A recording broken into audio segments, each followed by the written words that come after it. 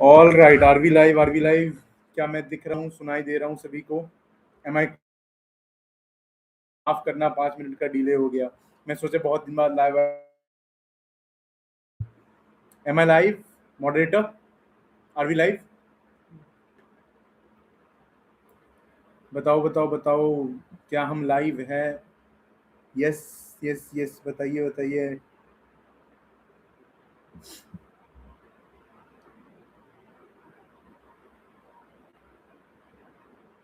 Okay, all right, ठीक है। Yes mister.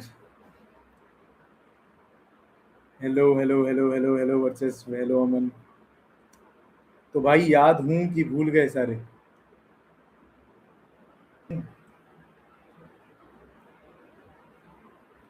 बताना स्क्रीन विजिबल है या नहीं। एक से मुझे चैट्स तुम्हारे दिखेंगे नहीं ऐसे। एक मिनट, रुक गया मिनट।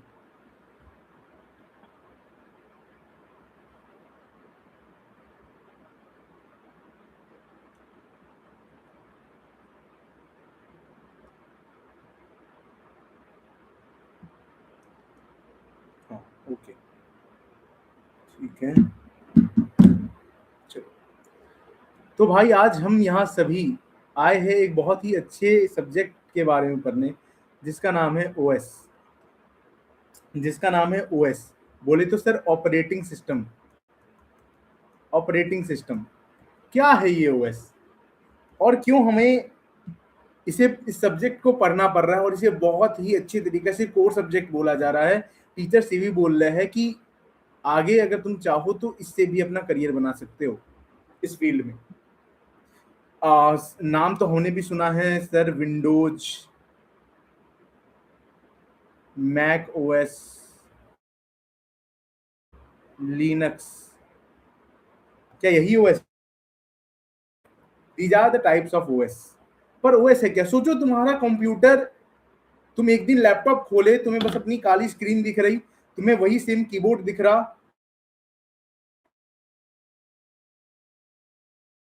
सीपीयू को अपना दिखाया, सीपीयू एकदम फिट एंड फाइन है, बिल्कुल फ्रेश लाइफ पड़ी हुई है, रैम बहुत अच्छा चल रहा है, बट तुम्हारा रिस्पॉन्ड नहीं कर रहा पूरा का पूरा सिस्टम। ऐसा क्यों?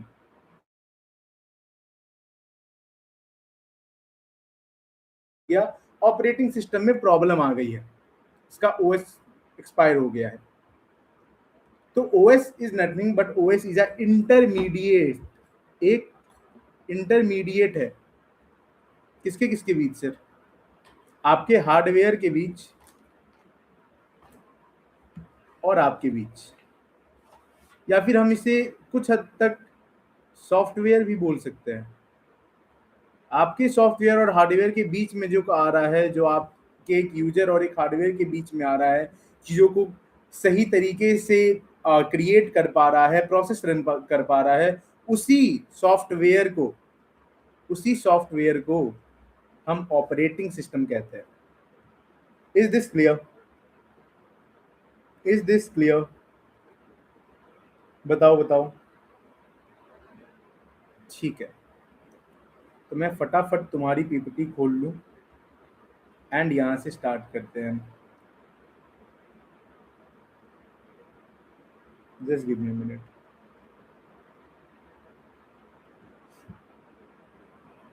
एनर्जी मेंटेन करके रखना भाई, थोड़ी लंबी क्लास चलेगी, बट एनर्जी मेंटेन करके रखना।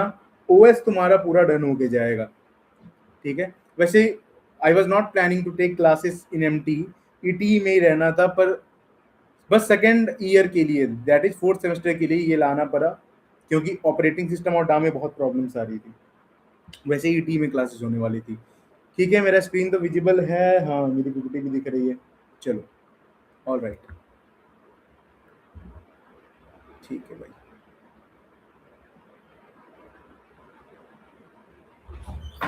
ओके, तो यहाँ से स्टार्ट करते भाई अब हम अपनी जर्नी को। Let us start the journey of operating system. कुछ यहाँ पर प्री रिक्विजिट्स पड़े हुए। प्री रिक्विजिट्स मतलब ऐसी चीजें जो हम इमेजिन करते हैं कि आपको पता हो, पर मैं कुछ इमेजिन नहीं कर रहा हूँ कि तुम्हें कुछ पता है या नहीं पता है। There are something, CPU, RAM, storage, input output devices, सब जान रहे हैं कि सेंट्रल प्रोसेसिंग यूनिट कहीं ना कहीं ब्रेन हुआ कंप्यूटर का। सारे के सारे प्रोसेस, जो भी प्रोसेसेस हो रहे होते हैं कि भाई नेटफ्लिक्स चल रहा है, भाई ये लाइव, अभी अब तो ये हो रहा है कि फोन भी किसी का आ रहा है, बैकग्राउंड में गाना बज रहा है और फोन भी आप पिक कर पा रहे हो। सारा का सारा जितने भी प्रोसेस है, जो भी प्रोसेस, सभी का करता धरता आपका सीपीयू है, the brain of the computer, जो कि सारे इंस्ट्रक्शंस को परफॉर्म कर रहा है। ठीक है, फिर आते हैं हम रैम पे। सर ये थोड़ा सुना सुना हुआ टर्म लग रहा है, अभी अभी पिछले बार ना हमने एक और बहुत कठिन एग्जाम दे के आए थे, कोआ का, सीओए। क्या था रैम? सर फास्टेस्ट मेमोरी थी। जब हमने टाइप मेमोरी, सबसे फास्टेस्ट मेमोरी आई थी। क्या होता है सर जब रैम सही से काम ना करे, जब सीपीयू सही से काम ना करे? अक्सर तुमने देखा होगा, अगर तुम पुराने वाले कोई फोन चलाओ, नाम नहीं लूंगा, कोई भी पुराने वाले फोन जिसमें काफी कम रैम होता था, 3 GB, आज के टाइम में वो फोन बहुत ही स्लो चल रहा है। एंड सर कभी कभी हम देखते हैं कि हमारा सीपीयू बहुत हैंग, हमारा लैपटॉप बहुत हैंग करने लगता है। इसका क्या रीजन है? क्या हमारा लैपटॉप सस्ता है इसीलिए? नहीं, वो इसलिए हैंग कर रहा है क्योंकि आपने बहुत सारे प्रोसेस ओवरलोड कर दिए उस पर। सीपीयू के पास आपने 1000 प्रोसेस डाल दिए, इधर ये भी खोल रखा है, वो भी खोल रखा है, वो भी खोल रखा है, रिफ्रेश भी मार रहे हो, ट्री कमांड भी दे रहे हो, वीडियोज भी स्ट्रीम कर रहे हो, तो आप देखोगे कि आपके लैपटॉप में हल्का लैग आने लगता है। वाई दिस हैपन इज, क्योंकि आइदर आपकी सीपीयू में प्रॉब्लम आ रही है कि आप बहुत ज्यादा ओवरलोड दे रहे हो, या फिर आपके रैम में प्रॉब्लम आ रही है जो कि कम रैम है। रैम क्या है? रैम एक फास्टेस्ट मेमोरी का बिट है। मान के चलो ये मेरी पूरी की पूरी मेमोरी है, इसका ये अपर लेयर है रैम, ये है मेरा रैम। अब एक ही टाइम पे आप हर काम नहीं कर सकते हो। आप देखते होगे कि 6 GB का रैम, एक इतने एप्स डाले हैं, वो तो 6 GB से बहुत ज्यादा है, वो कैसे चल रहा है? क्योंकि वो तुम्हारी एसएसडी में जा रहा है, स्टोरेज में जा रहा है। RAM is the fastest memory कि आप किस टाइम पे उस ऐप का यूज कर रहे हो सकता है कि मैं अभी यूट्यूब यूज कर रहा हूं, तो मेरे रैम, वो मेरे रैम के थ्रू रन करेगा, जिससे यूट्यूब बहुत फास्ट रन हो, इसलिए रैम को फास्टेस्ट मेमोरी कहा जाता है, इसे फास्टेस्ट मेमोरी कहा जाता है। सीपीयू सारा का सारा काम देख रही होती है, किस प्रोसेस को कैसे एग्जीक्यूट करना है, किस प्रोसेस को हाई प्रायोरिटी पे देना है, ये सारा का सारा काम सीपीयू प्रोसेस पे काम करती है। ये सारा का सारा काम कि किसे प्रायोरिटी ऑर्डर देना है, किसे क्या करना है, किसे कैसे मैनेज करना है, ये पूरा का पूरा काम आपका ऑपरेटिंग सिस्टम देख रहा होता है। अच्छा, मेरे ही में लैग आ रही है? मेरे में ही भाई कुछ लैग आ रही है क्या? चैट में मुझे लैग लैग दिख रहा है। Everything is fine. Please comment. Is everything fine? Is everything fine? If yes, type yes. If there is a lag, type lag. Yes. Okay. No issues. ठीक है। स्टोरेज, जो आपकी सर हार्ड डिस्क होती है, SSD होती है। अब मान के चलो तुम्हारा स्टोरेज ही, तुम्हारे पास ओएस ही नहीं रहता, कि सर ओएस नाम की चीज कोई एग्जिस्ट ही नहीं करती है। अब मेरे को क्या करना था ना कि मैंने एक फोटो खींचा था इस लैपटॉप से, अपनी मोटी सी शक्ल का। अब मुझे उस फोटो को देखना है, मुझे वो फोटो शेयर करना है व्हाट्सएप पे। अब कैसे जाएगा वो फोटो? क्योंकि बेसिकली मेरे पास कोई ऑपरेटिंग सिस्टम नहीं है, मैं कोई प्रोसेस ही क्रिएट नहीं कर पा रहा हूं कि मुझे हार्डवेयर से वो चीज एक्सेस करना है एंड फिर वहां से उसे आगे भेजना है। कैसे होगी चीजें फिर? ये सारी चीजें होती है जो कि ओएस मैनेज कर रही होती है, ऑपरेटिंग सिस्टम। समझे? वरना ऐसे कितना हार्ड हो जाता कि तुम्हें हार्डवेयर से डायरेक्ट कनेक्ट करना पड़ता। सर यूएसबी लगाओ, कुछ भी लगाओ, कैसे भी डाटा वहां से निकालो, फिर देखो। तो अभी आप आगे देख रहे होगे एडवांटेजेस ऑफ ओएस में कि ओएस का क्या फंक्शंस होता है। It is very good brother. Okay, alright. कि क्या यूज हो रहा होता है, कैसे ओएस हेल्प कर रहा होता है। स्टोरेज क्या है? जहां पर आप अपनी फोटोज, अपनी वीडियोज, अपने दोस्त की वीडियोस, दोस्तनी की फोटोज डाल रहे होते हो क्यूट क्यूट बोल के, राइट? वो सब जहां स्टोर हो रहा होता है हार्ड ड्राइव में, सेकेंडरी स्टोरेज, दैट इज, उसी को हम स्टोरेज कह रहे होते हैं। Is this clear to you? Is this clear? All right. Input output device. Sir एक बात बताओ, बहुत बारी ऐसा होता है, हम गेम खेल रहे होते, बोलता है press enter to start, press space bar to start. Sir code भी तब तक रन नहीं करता जब तक एंटर नहीं दबाते। ये इनपुट आउटपुट वाला सीन भी कहीं ना कहीं ओएस हैंडल कर रहा होता है। हाँ, इनपुट आउटपुट डिवाइस मैनेजमेंट भी कंप्लीटली ऑपरेटिंग सिस्टम कर रहा होता है कि ए दबाने, कैसे ए दबाने से आपके फेवरेट गेम्स में लेफ्ट टर्न होता है, डब्ल्यू दबाने से आगे जाती व्हीकल और एस दबाने से पीछे। Is this clear? Audio lag आ रहा है क्या यार? Is there any audio lag? Please please जल्दी बताओ मुझे, व्हाट्सएप के थ्रू मैसेज आ रहे हैं कि ऑडियो लैग है। क्या अभय सिंह भी दिख रहे हैं ऑडियो लैग है? कोई ऑडियो लैग है क्या अभी राइट नाउ बताओ। एक्चुअली देखो क्या होता है ना कि there is certain term latency. मैं जहां अभी स्ट्रीम कर रहा हूं तुम 7 से 8 सेकंड पीछे देख पा रहे होगे। एवरीथिंग इज फाइन, मैनेजेबल है या नहीं है? Of all the process of our computer is OS. बिल्कुल सही। जो भी आपका जितने भी प्रोसेस क्रिएट हो रहे हैं, जो प्रोसेस मैनेज कर रहा है वो ओएस कर रहा है। इतना ही नहीं, प्रोसेस क्रिएट भी कहीं ना कहीं ओएस के कारण ही हो पा रहा है। अभी हम आगे देख रहे होंगे। आगे बढ़ते हैं। What is an operating system? Finally आ गया। यहाँ से हम थोड़ा सा पेस ऑफ अपना इंक्रीज करेंगे। ऑपरेटिंग सिस्टम एक ऐसा प्रोग्राम है जो कि इंटरमीडियरी इंटरफेस बनता है between a computer user and computer hardware. क्या होता है वो? एक इंटरमीडिएट होता है बिटवीन अ कंप्यूटर यूजर, किसी भी कंप्यूटर यूजर में और एक हार्डवेयर में, जो कि इंटरमीडिएटरी का काम करे कि सर मुझे अपनी टाइपिंग करनी है, मुझे एप्स चलाने हैं, मुझे गेम्स खेलनी है, मुझे जितने भी तरह के काम करने हैं वो सारे के सारा कहीं ना कहीं ओएस ही इंटरमीडिएट की तरह कर पा रहा होता है। मान के चलो मैंने अपने लैपटॉप को बोलना है कि ओए वो फोटो निकाल, क्या लैपटॉप निकाल देगा? कि मुझे जाके वहां पर निकालना पड़ेगा, वो फाइल क्रिएट में जाना पड़ेगा, वहां से सब कुछ हैंडल करना पड़ेगा। तो यही ओएस कर रहा होता है, बीच का आपका बेसिकली कम्युनिकेटर बन के। ठीक है, आगे ऑपरेटिंग सिस्टम के गोल क्या क्या होते हैं? Execute user program and making solve use problems easier, make the computer system convenient to use. वरना भाई वही और कि डायरेक्ट हार्डवेयर से हमें कम्युनिकेट करना पड़ेगा, जो कि अपने में एक बहुत टफ टास्क है। ठीक है, use the computer hardware in an efficient manner, कि हम बहुत अच्छे तरीके से कंप्यूटर हार्डवेयर को यूज में ला पाए। ये इधर का नाम इग्नोर कर देना, मारो।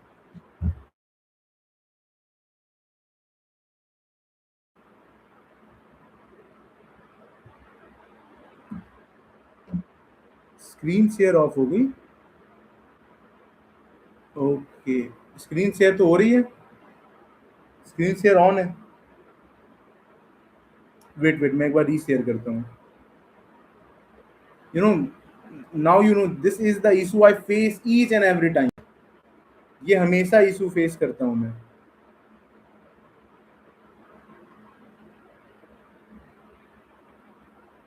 आई होप कि अब स्क्रीन विजिबल हो।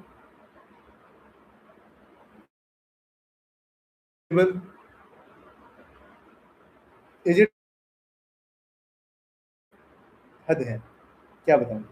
Is it visible to all of you? ठीक है। अब ओएस फिट कहाँ हो रहा होता है आपका, कि where does OS fit in? ये आपका यूजर मोड होता है, जो कि आपको एक्सेसिबल होता है। यूजर इंटरफेस प्रोग्राम, जो भी आप प्रोग्राम चला रहे होते हो, आपको वेब ब्राउजर चलानी है, आपको ईमेल चलाना है, आपको म्यूजिक प्लेयर चलाना है, ये सारा का सारा आपका यूजर मोड हुआ। ठीक है, एंड आपका जो कर्नल मोड होता है, ये एक ऐसा वर्ड है जो हम बहुत डिटेल में जान रहे होंगे आगे भी, कैसे इस एक वर्ड ने पूरी की पूरी लेयर्स बना डाली। ठीक है, जो आपका कर्नल मोड होता है वहां पर आपका ऑपरेटिंग सिस्टम स्टोर होता है। एंड यहां ध्यान से देखो, ये पार्ट पूरा का पूरा, सॉरी, ये पार्ट मेरा पूरा का पूरा सॉफ्टवेयर है। ये पार्ट मेरा पूरा का पूरा सॉफ्टवेयर है, और ये पार्ट मेरा एक यूजर मोड में आ रहा है। एंड ये रहा मेरा हार्डवेयर। दैट इज वाई हम लोग कहते भी है कि ऑपरेटिंग सिस्टम एक इंटरमीडिएट की तरह काम करता है between a software and a hardware. ठीक है, ऑपरेटिंग सिस्टम खुद में एक सॉफ्टवेयर है जो कि कहां स्टोर होता है? कर्नल मोड में। ठीक है, and this act as a intermediate between hardware and software. आगे बढ़ते हैं। Again, operating system are crucial for efficient services. Without an OS, computer would require direct interaction with hardware, making complex and inefficient. मतलब वही वाली बात हो गई कि भाई मेरे SSD में मेरी वीडियोज स्टोर है, निकालनी है, डायरेक्टली निकालो, डालो डाटा केबल, डालो यूएसबी, डालो जो डालना है डालो, मुझे वो वीडियो निकाल के दो। ठीक है, यहां से चीजें थोड़ा देखना। These are the functions of operating system. आपकी पीपीटीज में टोटल 12 या 11, यस 11 फंक्शंस दिए हुए हैं। कोई भी 5 से 6 याद कर लो। इंपॉर्टेंट कौन से हैं मैं बताऊं? मैनेजमेंट, फाइल सिस्टम मैनेजमेंट, यहाँ पर storage input output system management देख लो, स्टोरेज मैनेजमेंट देख लो, टेक्निक्स आ रही होती है। सिक्योरिटी एंड एक्सेस कंट्रोल देख लो, तुम्हारी साइबर सिक्योरिटी में भी काम आ जाएगा। नेटवर्किंग मैनेजमेंट तुम्हारे डीसीएन से रिलेट कर रहा होगा। जॉब शेड्यूलिंग और एरर डिटेक्शन देखना है तो देख लो। टोटल हो गए 3 इधर, 2 इधर, 5, 3, 8। 8 ऐसे जो तुम्हें देख लेने चाहिए। ठीक है, तुमसे अगर पूछा भी जाएगा explain the function of operating system, तुम्हें कोई 5 या 6 लिखना। प्रोसेस मैनेजमेंट जितने का जितना अभी तुम देख रहे होगे, जब तुम प्रोसेस और पीसीबी पढ़ रहे होगे, प्रोसेस कंट्रोल ब्लॉक और प्रोसेस साइकिल, जितने भी प्रोसेस क्रिएट हो रहे होते हैं, पहले P1 वर्क करेगा या P2 वर्क करेगा, सारे के सारे प्रोसेस को क्रिएट करना, शेड्यूल करना और उन्हें कंप्लीट होने के बाद टर्मिनेट करना, ये पूरा का पूरा तुम्हारा ये मैनेजमेंट भी ओएस देख रहा होता है। Handles process synchronization and IPC, inter process communication. Basically this is nothing but बातचीत, बातचीत। ठीक है, बड़ी बातचीत, बड़ी बातचीत। मतलब कि दो प्रोसेस एक दूसरे से कैसे कम्युनिकेट कर रहे होते हैं, ये सारे इंटर प्रोसेस कम्युनिकेशन में हम देख रहे होते हैं। ओएस ये भी हैंडल कर रहा होता है। Allocates and deallocate system resources to process. अब समझो, मेरा कोई एक P1 प्रोसेस था, P1 प्रोसेस को मान के चलो सीपीयू चाहिए था, सीपीयू तो P1 ने वो ले लिया। अब मेरा एक P2 प्रोसेस भी आया, अब मेरा एक P2 प्रोसेस भी आया। इसे 4 सेकंड के लिए अभी जब हम देख रहे होंगे टेक्निक्स FCFS, तब बहुत अच्छे से क्लियर होगा। प्रायोरिटी क्यू वगैरह के लिए यूज कर रहा था, ये फर्स्ट कम फर्स्ट सर्व के अंदर आ रहा था मान के चल लो। अब P2 आया, अभी 4 सेकंड रुकेगा क्योंकि भाई P1 हुआ। एक बार में कोई एक ही एलोकेट हो पाएगा, कहने का ये मतलब है। तो कैसे एलोकेट करना है, कैसे डी एलोकेट करना है, कब मेमोरी स्पेस किस प्रोसेस के लिए बनानी है। मान के चलो कोई प्रोसेस ऐसा आ गया जिसे निकट नित्यांत आवश्यक है कि अभी ही चलना है, तो उसे भी मैनेज कहीं ना कहीं हमारा ऑपरेटिंग सिस्टम ही कर रहा होता है। We will be seeing this in detail. Manage virtual memory for efficient multitasking. Virtual memory क्या होती है सर? वही वाली बात हो गई, आपने कोआ में पढ़ा होगा कि तुम्हारा तो इतना जीबी का ही ये था एसएसडी स्टोरेज, तुम आधे का परफॉर्म कैसे कर पा रहे हो? तो क्या सच में कोई मेमोरी क्रिएट हो गई? नहीं सर, मेमोरी एक ऐसा टर्म होता है, virtual means it doesn't exist, लेकिन वो ऐसा फेनोमेना होता है कि लगता है कि एक्स्ट्रा कहीं से स्टोरेज आ रहा है। वो एक्स्ट्रा स्टोरेज नहीं आ रहा होता है, बेसिकली वो शिफ्टिंग हो रही होती है, जिसे आप प्रिम्पशन भी कहते हैं। अभी आप आगे पढ़ोगे नॉन प्रिमिटिव और प्रिमिटिव। तो प्रिमिटिव में क्या हो रहा होता है कि जो लेसर प्रायोरिटी का होता है उसको शिफ्ट कर दिया जाता है, तो ऐसा लगता है कि बहुत एक बड़ा स्पेस क्रिएट हो गया है एक नए प्रोसेस के लिए, बट एक्चुअली में वो प्रीएम्प्ट करके पीछे चला जाता है रेडी स्टेट में। Is this clear to you? Is this clear? बताइए बताइए बताइए, यहां तक क्लियर है? Is this clear? Come on I am seeing your chats. Yes, alright. File system management जितना भी ऑर्गेनाइज है, स्टोर है, रिट्रीव है, फाइल्स डायरेक्टरीज, आपने ये प्रैक्टिकल में भी करा होगा सिंगविन पे, दैट इज, या गिटबैश पे करा होगा कि आप एक नई डायरेक्टरी बना रहे हो MKDIR। ठीक है, आप एक नई डायरेक्टरी बना रहे हो, नए फाइल्स बना रहे हो, उन्हें ऑर्गेनाइज कर रहे हो, वहां से कॉपी करके किसी और में डाल रहे हो, वहां से डिलीट कर रहे हो। जितना भी एक्सेस परमिशन है ओएस देख रहा होता है। Manage file operations like creation, yes, MKDIR, deletion, delete कर सकते हो, मॉडिफिकेशन, रीनेम कर सकते हो, वगैरह वगैरह सब कुछ आप यहाँ पर कर सकते हो। Storage management, manage storage like HDDs and external drives. कब किसको कहाँ डालना है अभी तुम आगे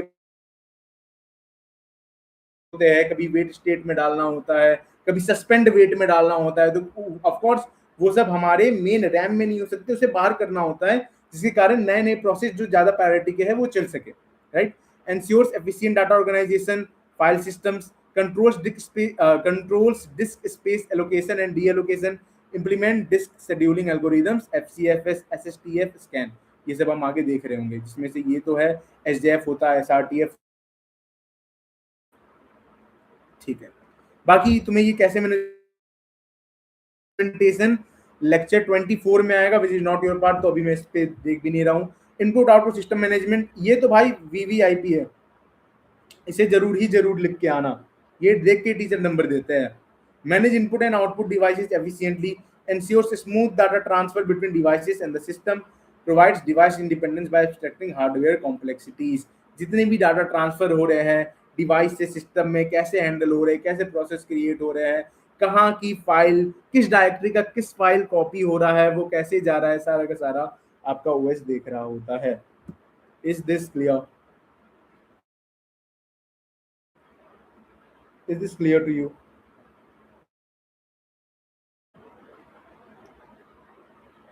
इज दिस क्लियर? भाई सभी खाना खा के तो आए हो ना? नहीं, आज तो हम लेक्चर करेंगे। आज हम भूखे बैठ गए। मेरे पास पैसे नहीं है, मैं किसी का खाना वाना ना खिला रहा भाई। सारे खाना खा के आए हो?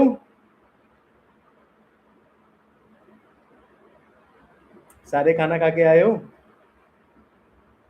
ठीक है, ठीक है, ठीक है, ऑलराइट। ठीक, एनर्जी दिखाओ इधर। Security and access control protects data and resources from unauthorised access. हाँ, ऑल राइट, अच्छी बात है, खाना भी चाहिए खाना। इंक्रिप्शन वगैरह सुने होंगे, कैसे कैसे इंक्रिप्टेड होती है डाटा, कैसे डिक्रिप्शन हो रहा होता है, सारे के सारे प्रोसेस डाटा रिसोर्सेज सबको ये अनऑथराइज्ड एक्सेस से रोकता है, प्रोटेक्ट करता है। Implements authentication and encryption mechanisms, types of encryption देखे होगे तुम, वगैरह वगैरह, सब्सटीट्यूशन वगैरह, वो सब भी आने होते हैं। खैर, अगर साइबर सिक्योरिटी की क्लास हुई तो we will be seeing that also. Networking management supports communication between devices using network protocols. Data transfer कैसे हो रहा होता है इंटरनेट से लोकल नेटवर्क में, सारा का सारा ओएस ही देख रहा होता है। Job scheduling and resource allocation, assign CPU time, system resources to different process. अब सीपीयू टाइम में आगे चल के ना एक टर्म पढ़ोगे तुम, उसे कहते हैं टाइम क्वांटम। सर क्या एससीओडी आ गया क्या? बहुत मुश्किल से इस क्वांटम मैकेनिक्स से पीछा छूटा था, फिर से आ गया। नहीं, टाइम क्वांटम एक्चुअली एक ऐसा टाइम है, एक ऐसा फिक्स्ड एलोकेटेड टाइम है जिसकी जितना तो हर प्रोसेस एक बार रन करेगा ही, ठीक है, रिगार्डलेस ऑफ देयर प्रायोरिटी। जहां हमें एक एक्स्ट्रा प्रायोरिटी वाला कुछ दिख रहा होता है तो वो मेन चलने लगता है, और कोई भी प्रोसेस अगर उसके आता है तो वो प्रेम्प्ट हो जाता है रेडी स्टेट में, वापस से रनिंग नहीं होता, रेडी हो जाता है। ठीक है, तो वो सारा का सारा सीपीयू टाइम, सिस्टम रिसोर्सेज, कब किस प्रोसेस को कितना रिसोर्स देना है, कितने देर के लिए देना है, जॉब शेड्यूल होगा। वैसे तुम्हें समझ आ रही होगी ये पीपीटी कहाँ की है, पर कोई बात नहीं है। ठीक है, service of an operating system, क्या क्या सर्विस ये प्रोवाइड कर रही है, booting and system initialisation, kernel memory and start system process, सब कुछ ये देख रहा होता है। रिसोर्स एलोकेशन एंड मैनेजमेंट देख लिए। Multitasking and multi processing, now this is one thing जो कि थोड़ा समझने की जरूरत है। मान के चलो ऐसा तो है नहीं कि सर ये सिंगल प्रोसेस ओएस है, अब कोई ऐसा सिंगल प्रोसेस सिस्टम ओएस चलता नहीं कि एक बार में एक ही प्रोसेस कोई कर रहा होगा। सारे प्रोसेस बहुत सारे कभी मल्टी प्रोसेस हो रहे होते हैं, मल्टीटास्किंग हो रही होती है, मल्टी प्रोसेसिंग हो रही होती है। मल्टीटास्किंग मल्टी प्रोसेसिंग में अंतर क्या है? मल्टीटास्किंग ये हुआ कि जब एक lagging, Actually freezing also.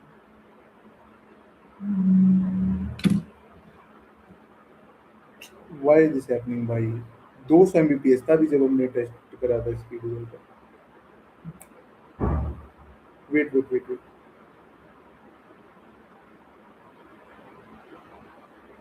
Yes yes yes, okay okay okay okay okay okay. भाइयों हो, यही हो ना? यही हो ना सारे? ठीक है, थोड़ा सा प्लीज हैंडल करो, मैं भी ट्राई कर रहा हूँ कि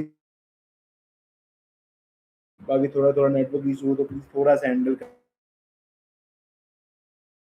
ठीक है, मैं यही हूँ। Refresh brother, yes I did it, I did it, I did it, yes, alright, thanks a lot, thank you. Interrupt handling and exception handling, जितने भी आपके इंटरप्ट आ रहे होते हैं, कभी कभी आप देखते हो कि सीधा सीधा लिखा जाता है Microsoft PowerPoint is not working, we should restart the system or this or wait. तो ये सारा सारा जो इंटरप्ट आ रहा होता है, ये सारा का सारा ये हैंडल कर रहा होता है। System performance monitoring, track system performance using logs and monitoring tools. आप भी अपने फोन रिमूव कर दिया, ये रिमूव कर दिया, वो रिमूव कर दिया। भाई मुझे मुझे आगे शाउट आउट दे दो, भाई मुझे शाउट आउट दे दो। Shout out to you Vaibhav Sharma, thanks a lot for motivating me. ठीक है, आपने बहुत बार ये देखा होगा कि आपके भी रैपर हटा दिए। भाई देखो मेरी एनर्जी ड्रिंक आ गई। छोटा यूट्यूबर होने के बाद भी कॉपीराइट का इतना डर है कि इसका रैपर हटा दिया गया है। गलत मत समझना भाई, जो तुम समझ रहे हो वही है, अच्छी चीज है। ऑलराइट, ठीक है। ठीक, तो आपका भी डिवाइस कभी कभी देखते हो कि लैग कर रहा है, तो आप क्या करते हो? क्लीनर चला देते हो। वहां दिखाता है एफिशिएंसी 82, स्कोर देता है 100 आउट 82 आउट ऑफ 100। क्या किया? क्लीनर चला दिया, कैश डाटा हटा दिया, डाउनलोड सेक्शन हटा दिया, मैनेजिंग हटा दिया, हाँ भाई फोन अब बहुत स्पीड चल रहा है। कैसे हो रहा होता है ये? आपके परफॉर्मेंस को ये मॉनिटर कर रहा होता है डिफरेंट डिफरेंट लॉग से, टूक से। जैसे आपने भी ट्री कमांड सुनी होगी, जैसे कि आता विंडोज आर ट्री, चला दिया, जितना भी प्रोसेसेस है जो कि लाइंड अप नहीं होते हैं, सिस्टम रिफ्रेश, सब कुछ एक साथ हो जाता है, right? Error detection and handling detection correct system errors to ensure stability. I hope this is clear. Reflection, conclusion, closure, ठीक है ठीक है ठीक है, ऑलराइट। अब आगे चलते हैं भाई। अब यहाँ पे आता है क्लासिफिकेशन ऑफ ओएस। सर कितने तरह के हैं भाई? 10 टाइप्स आपके इसमें दिए गए हैं, 10 टाइप्स ऑफ क्लासिफिकेशन। एंड उस क्लासिफिकेशन के अंदर भी बहुत क्लासिफिकेशन है भाई। Smart people naval, I am not smart. Okay, ठीक है। यहाँ पर एक अलग क्लासिफिकेशन है। एक तो तुम्हारा टोटल 10 टाइप्स में क्लासिफाई किए गए based on purpose, based on number of users. अभी जैसे मैं बताया single user OS, multi user OS, कि एक बार में एक ही यूजर संभाल पा रहा है, एक बार में 2 यूजर संभाल पा रहा है। और रियल टाइम प्रोसेसिंग, ये काफी इंपॉर्टेंट है तुम्हारे प्रैक्टिस सेट में भी। इसके टाइम ओएस क्या होता है, HRTOS, हार्ड रियल टाइम क्या होता है, सॉफ्ट रियल टाइम, ठीक है? तो थोड़ा ध्यान से देखना, थ्योरी है बट विल डू इट, ठीक है? चलो फटाफट देखते हैं एंड फटाफट इसके फंक्शंस, छोटे छोटे नोट्स बनाना, बिल्कुल बिल्कुल हल्के हल्के छोटे छोटे नोट्स बनाना, जो जो मैं इंपॉर्टेंट पॉइंट बोलूं बस उसका हल्का डिस्क्रिप्शन और उसका एग्जांपल। सबसे पहले नोट डाउन करो क्लासिफिकेशन ऑफ ओएस। सबसे पहले एक माइक्रो कर्नल, हाइब्रिड एक्सो कर्नल, मोनोलिथिक कहीं ना कहीं वो हुआ जो कि सिंगल प्रोग्राम को कर्नल में डालना होता है। पूरा का पूरा entire OS works in kernel space.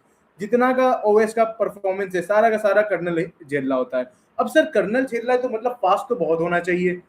Actually थोड़ा सा यहाँ बैकफायर ये हो जाता है कि कर्नल, ऑफ कोर्स अगर तुम एक दो प्रोसेस कर रहे हो तो बहुत फास्ट चलेगा, लेकिन तुमने मल्टीपल प्रोसेस उस छोटे से कर्नल पे डाल दिए। बहुत छोटी होती है कर्नल। कर्नल क्या है सर? मेमोरी का फास्टेस्ट होता है, पर तुमने वहां पर अगर सारा, जरूरी भी नहीं हो, जो लेस प्रायोरिटी वाला भी, क्या होगा? हैंग आने लगेगी, प्रॉब्लमेटिक होने लगेगा सिचुएशन, ठीक है? एग्जांपल क्या है इसकी? Unix, MS DOS. अब देखो माइक्रो कर्नल, सिर्फ इसेंशियल सर्विसेज, देखो ये थोड़ा सा सही होता है कि इसमें सिर्फ और सिर्फ इसेंशियल सर्विसेज ही कर्नल पे जा रही होती है। मेमोरी मैनेजमेंट, प्रोसेस शेड्यूलिंग की कौन सा प्रोसेस कैसे शेड्यूल हो रहा होगा, right? Other services run in user space, और बाकी के बाकी यूजर स्पेस में ही चल रहे होते हैं नॉर्मल, वो कर्नल में नहीं जा रहे होते हैं। Example are Mac, QNX. Hybrid भाई सिंपल है, मोनोलिथिक और माइक्रो कर्नल को कंबाइन कर दो कि कुछ तो इस पे भी चल रहा होगा और ज्यादातर प्रोसेस इस पे भी चल रहे होंगे। Combined features of monolithic and micro kernel architecture, some services run in kernel space while other run in user space. Example Windows NT. Exo kernel OS क्या हुआ? Provides minimal abstraction over hardware allowing applications to manage resource directly. ये बहुत ही कम abstraction is something जहां पर आप ये देखो कि उसका इम्प्लीमेंटेशन छुपा रहा होता है एंड सीधा सीधी उसका फंक्शन दे रहा होता है, लेकिन ये एब्स्ट्रैक्शन को बहुत मिनिमाइज कर देता है। तो जिसको जो भी प्रोसेस चाहिए, किसी भी प्रोसेस को कभी भी अगर हार्डवेयर रिसोर्सेज का ये चाहिए तो वो डायरेक्ट उसको हैंडल कर देते हैं, जैसे XOS and nemesis. Is this clear? छोटे छोटे नोट्स बनाओ, बेस्ड ऑन पर्पस देख लो। पर्पस के हिसाब से दो है, एक है जनरल पर्पस ओएस, एक है special purpose OS. General purpose क्या हो गया? ये wide range of task and application for general use. जितना भी वाइड रेंज ऑफ टास्क है, एप्लीकेशन है जनरल यूज के लिए, उसके लिए ये होता है। जैसे एग्जांपल विंडोज, एक साथ भाई कितने ज्यादा टास्किंग कर रहे होते हैं। अभी मेरा देखो एक तरफ गुड नोट्स खुला हुआ है, ठीक है, एक तरफ मेरी साइट चल रही है स्ट्रीमिंग के लिए, एक तरफ मेरा पावर पॉइंट खुला हुआ है, और एक तरफ मेरा ये एक इनपुट आउटपुट हार्डवेयर भी कनेक्ट है। एक तरफ मेरा ये इनपुट आउटपुट हार्डवेयर भी कनेक्ट है, सारा का सारा मेरा विंडोज उठा रहा है, राइट? स्पेशल पर्पस और operating system design for specific task और devices such as embedded system और real time application, for example Android. बहुत सारे ऐसे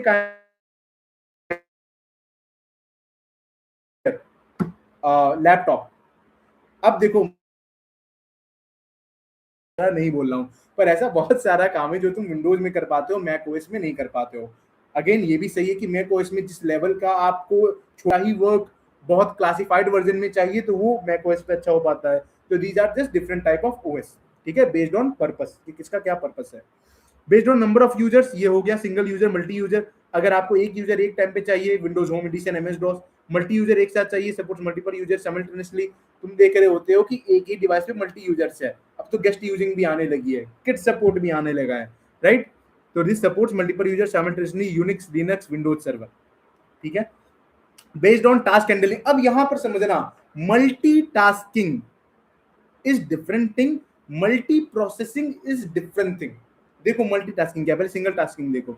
सिंगल टास्किंग ओएस वैसा हुआ जो कि एक टास्क सिर्फ एक ही प्रोसेस को एक बार में रन कर रहा होता है, for example MS DOS. Multitasking OS allow multiple task to run concurrently by switching between them, priority के हिसाब से स्विच कर रहा है। एक बार P1 हो गया, अच्छा P1 को अभी थोड़ा सा इनपुट आउटपुट डिवाइस चाहिए, मतलब जैसे प्रोसेस 1 यहां तक पहुंचा, अब क्या हो रहा है कि सर इसको इनपुट आउटपुट डिवाइस का थोड़ा मैनेजमेंट चाहिए, एंटर दबाओ या कहीं वो करो। अब जब तक तुम वो पार्टिकुलर इनपुट आउटपुट डिवाइस नहीं दे रहे हो तो वो वेट स्टेट में चला जाता है। वो किस में चला जाता है, वेट स्टेट में चला जाता है। अब जब ये वेट स्टेट में है तो मेरा जो दूसरा प्रोसेस है वो बैकग्राउंड में तुरंत रन करेगा कॉन्करेंटली। ये होती है multitasking.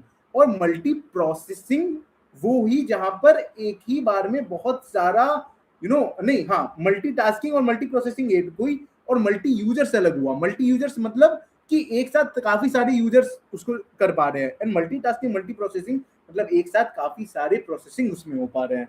I hope this is clear. ये आता है question brother, okay okay, all right. भाई तुम भी पानी पी लो, मैं भी थोड़ा सा बीच बीच में लेते रहूं। ऑल राइट, ठीक है। बेस्ड ऑन इंटरेक्टिविटी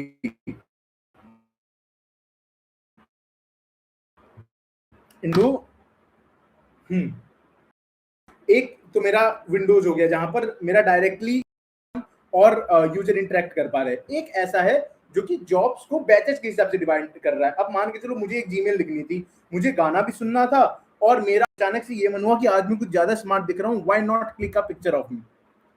तो जो बैच प्रोसेसिंग ओएस होगा वो प्रायोरिटी के हिसाब से उसका जॉब्स को बैचेस में बनाएगा और फिर उसे इंटरेक्शन देगा, ठीक है। वैसे time sharing OS allow multiple users to share system sources by dividing CPU time among them.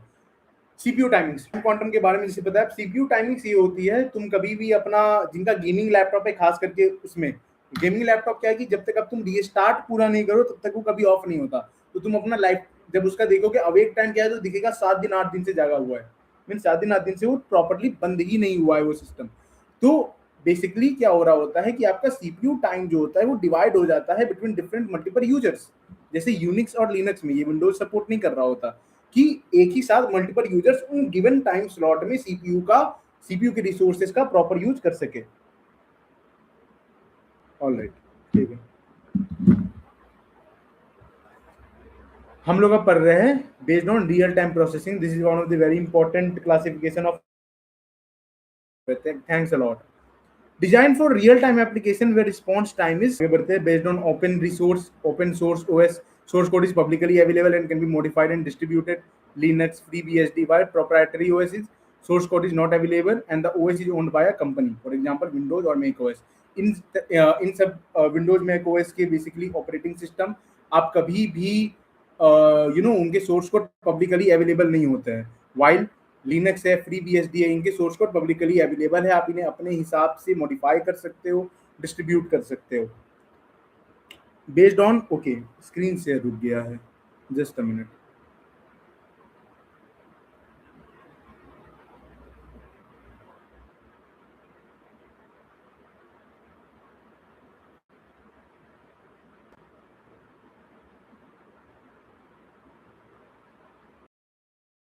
Alright, ठीक है।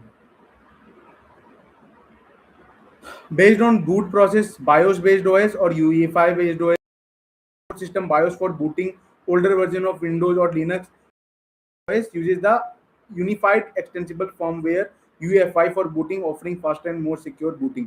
अभी आगे आपने देखा होगा कि पहले के जो लैपटॉप्स आ रहे होते थे उसमें BIOS बेस्ड OS आ रहे होते थे, कि बोला भी जाता था कि भाई कुछ भी करना अपना, अगर तुमने BIOS पे पासवर्ड डाल दिया, बूट पासवर्ड डाल दिया, वो कभी मत भूलना, क्योंकि तुम्हारे लैपटॉप का पासवर्ड तो शायद रिकवर हो जाएगा, लेकिन अगर तुमने बूट पे BIOS पे लगा डाला तब प्रॉब्लम आ जाएगी।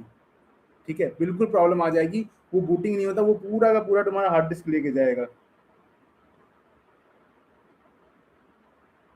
Thanks a lot Garima ma'am, thank you, thanks a lot. Okay, तो यही क्लासिफिकेशन ऑफ ओएस थे बेसिकली, जो कि 10 टाइप्स ऑफ ओएस थे एंड फिर उसमें डिफरेंट डिफरेंट टाइप्स थे। अब इसके बाद we have operating system structures, कि कितने स्ट्रक्चर्स में ये आ रहे होते हैं। Simple structures, monolithic systems, layered systems, microkernel structures, modular structure. We will resume this, but before that, can I just have 5 minutes break? I'm getting a very important call. 5 minute का नहीं, इसे थोड़ा सा लंबा रखते हैं। We will start the class at 10:15. 10:15 p.m. We will start our lecture. All right, ma'am. I am scared of cyber security. Yes, ma'am. Thanks a lot. Thanks a lot. So Garima ma'am is here. Shout out to Garima ma'am. She is an excellent teacher for cyber security. Okay. We will start the lecture at 10:15. मेरे को सिर्फ 10 minute का थोड़ा सा break दो. Just give me 10 minutes.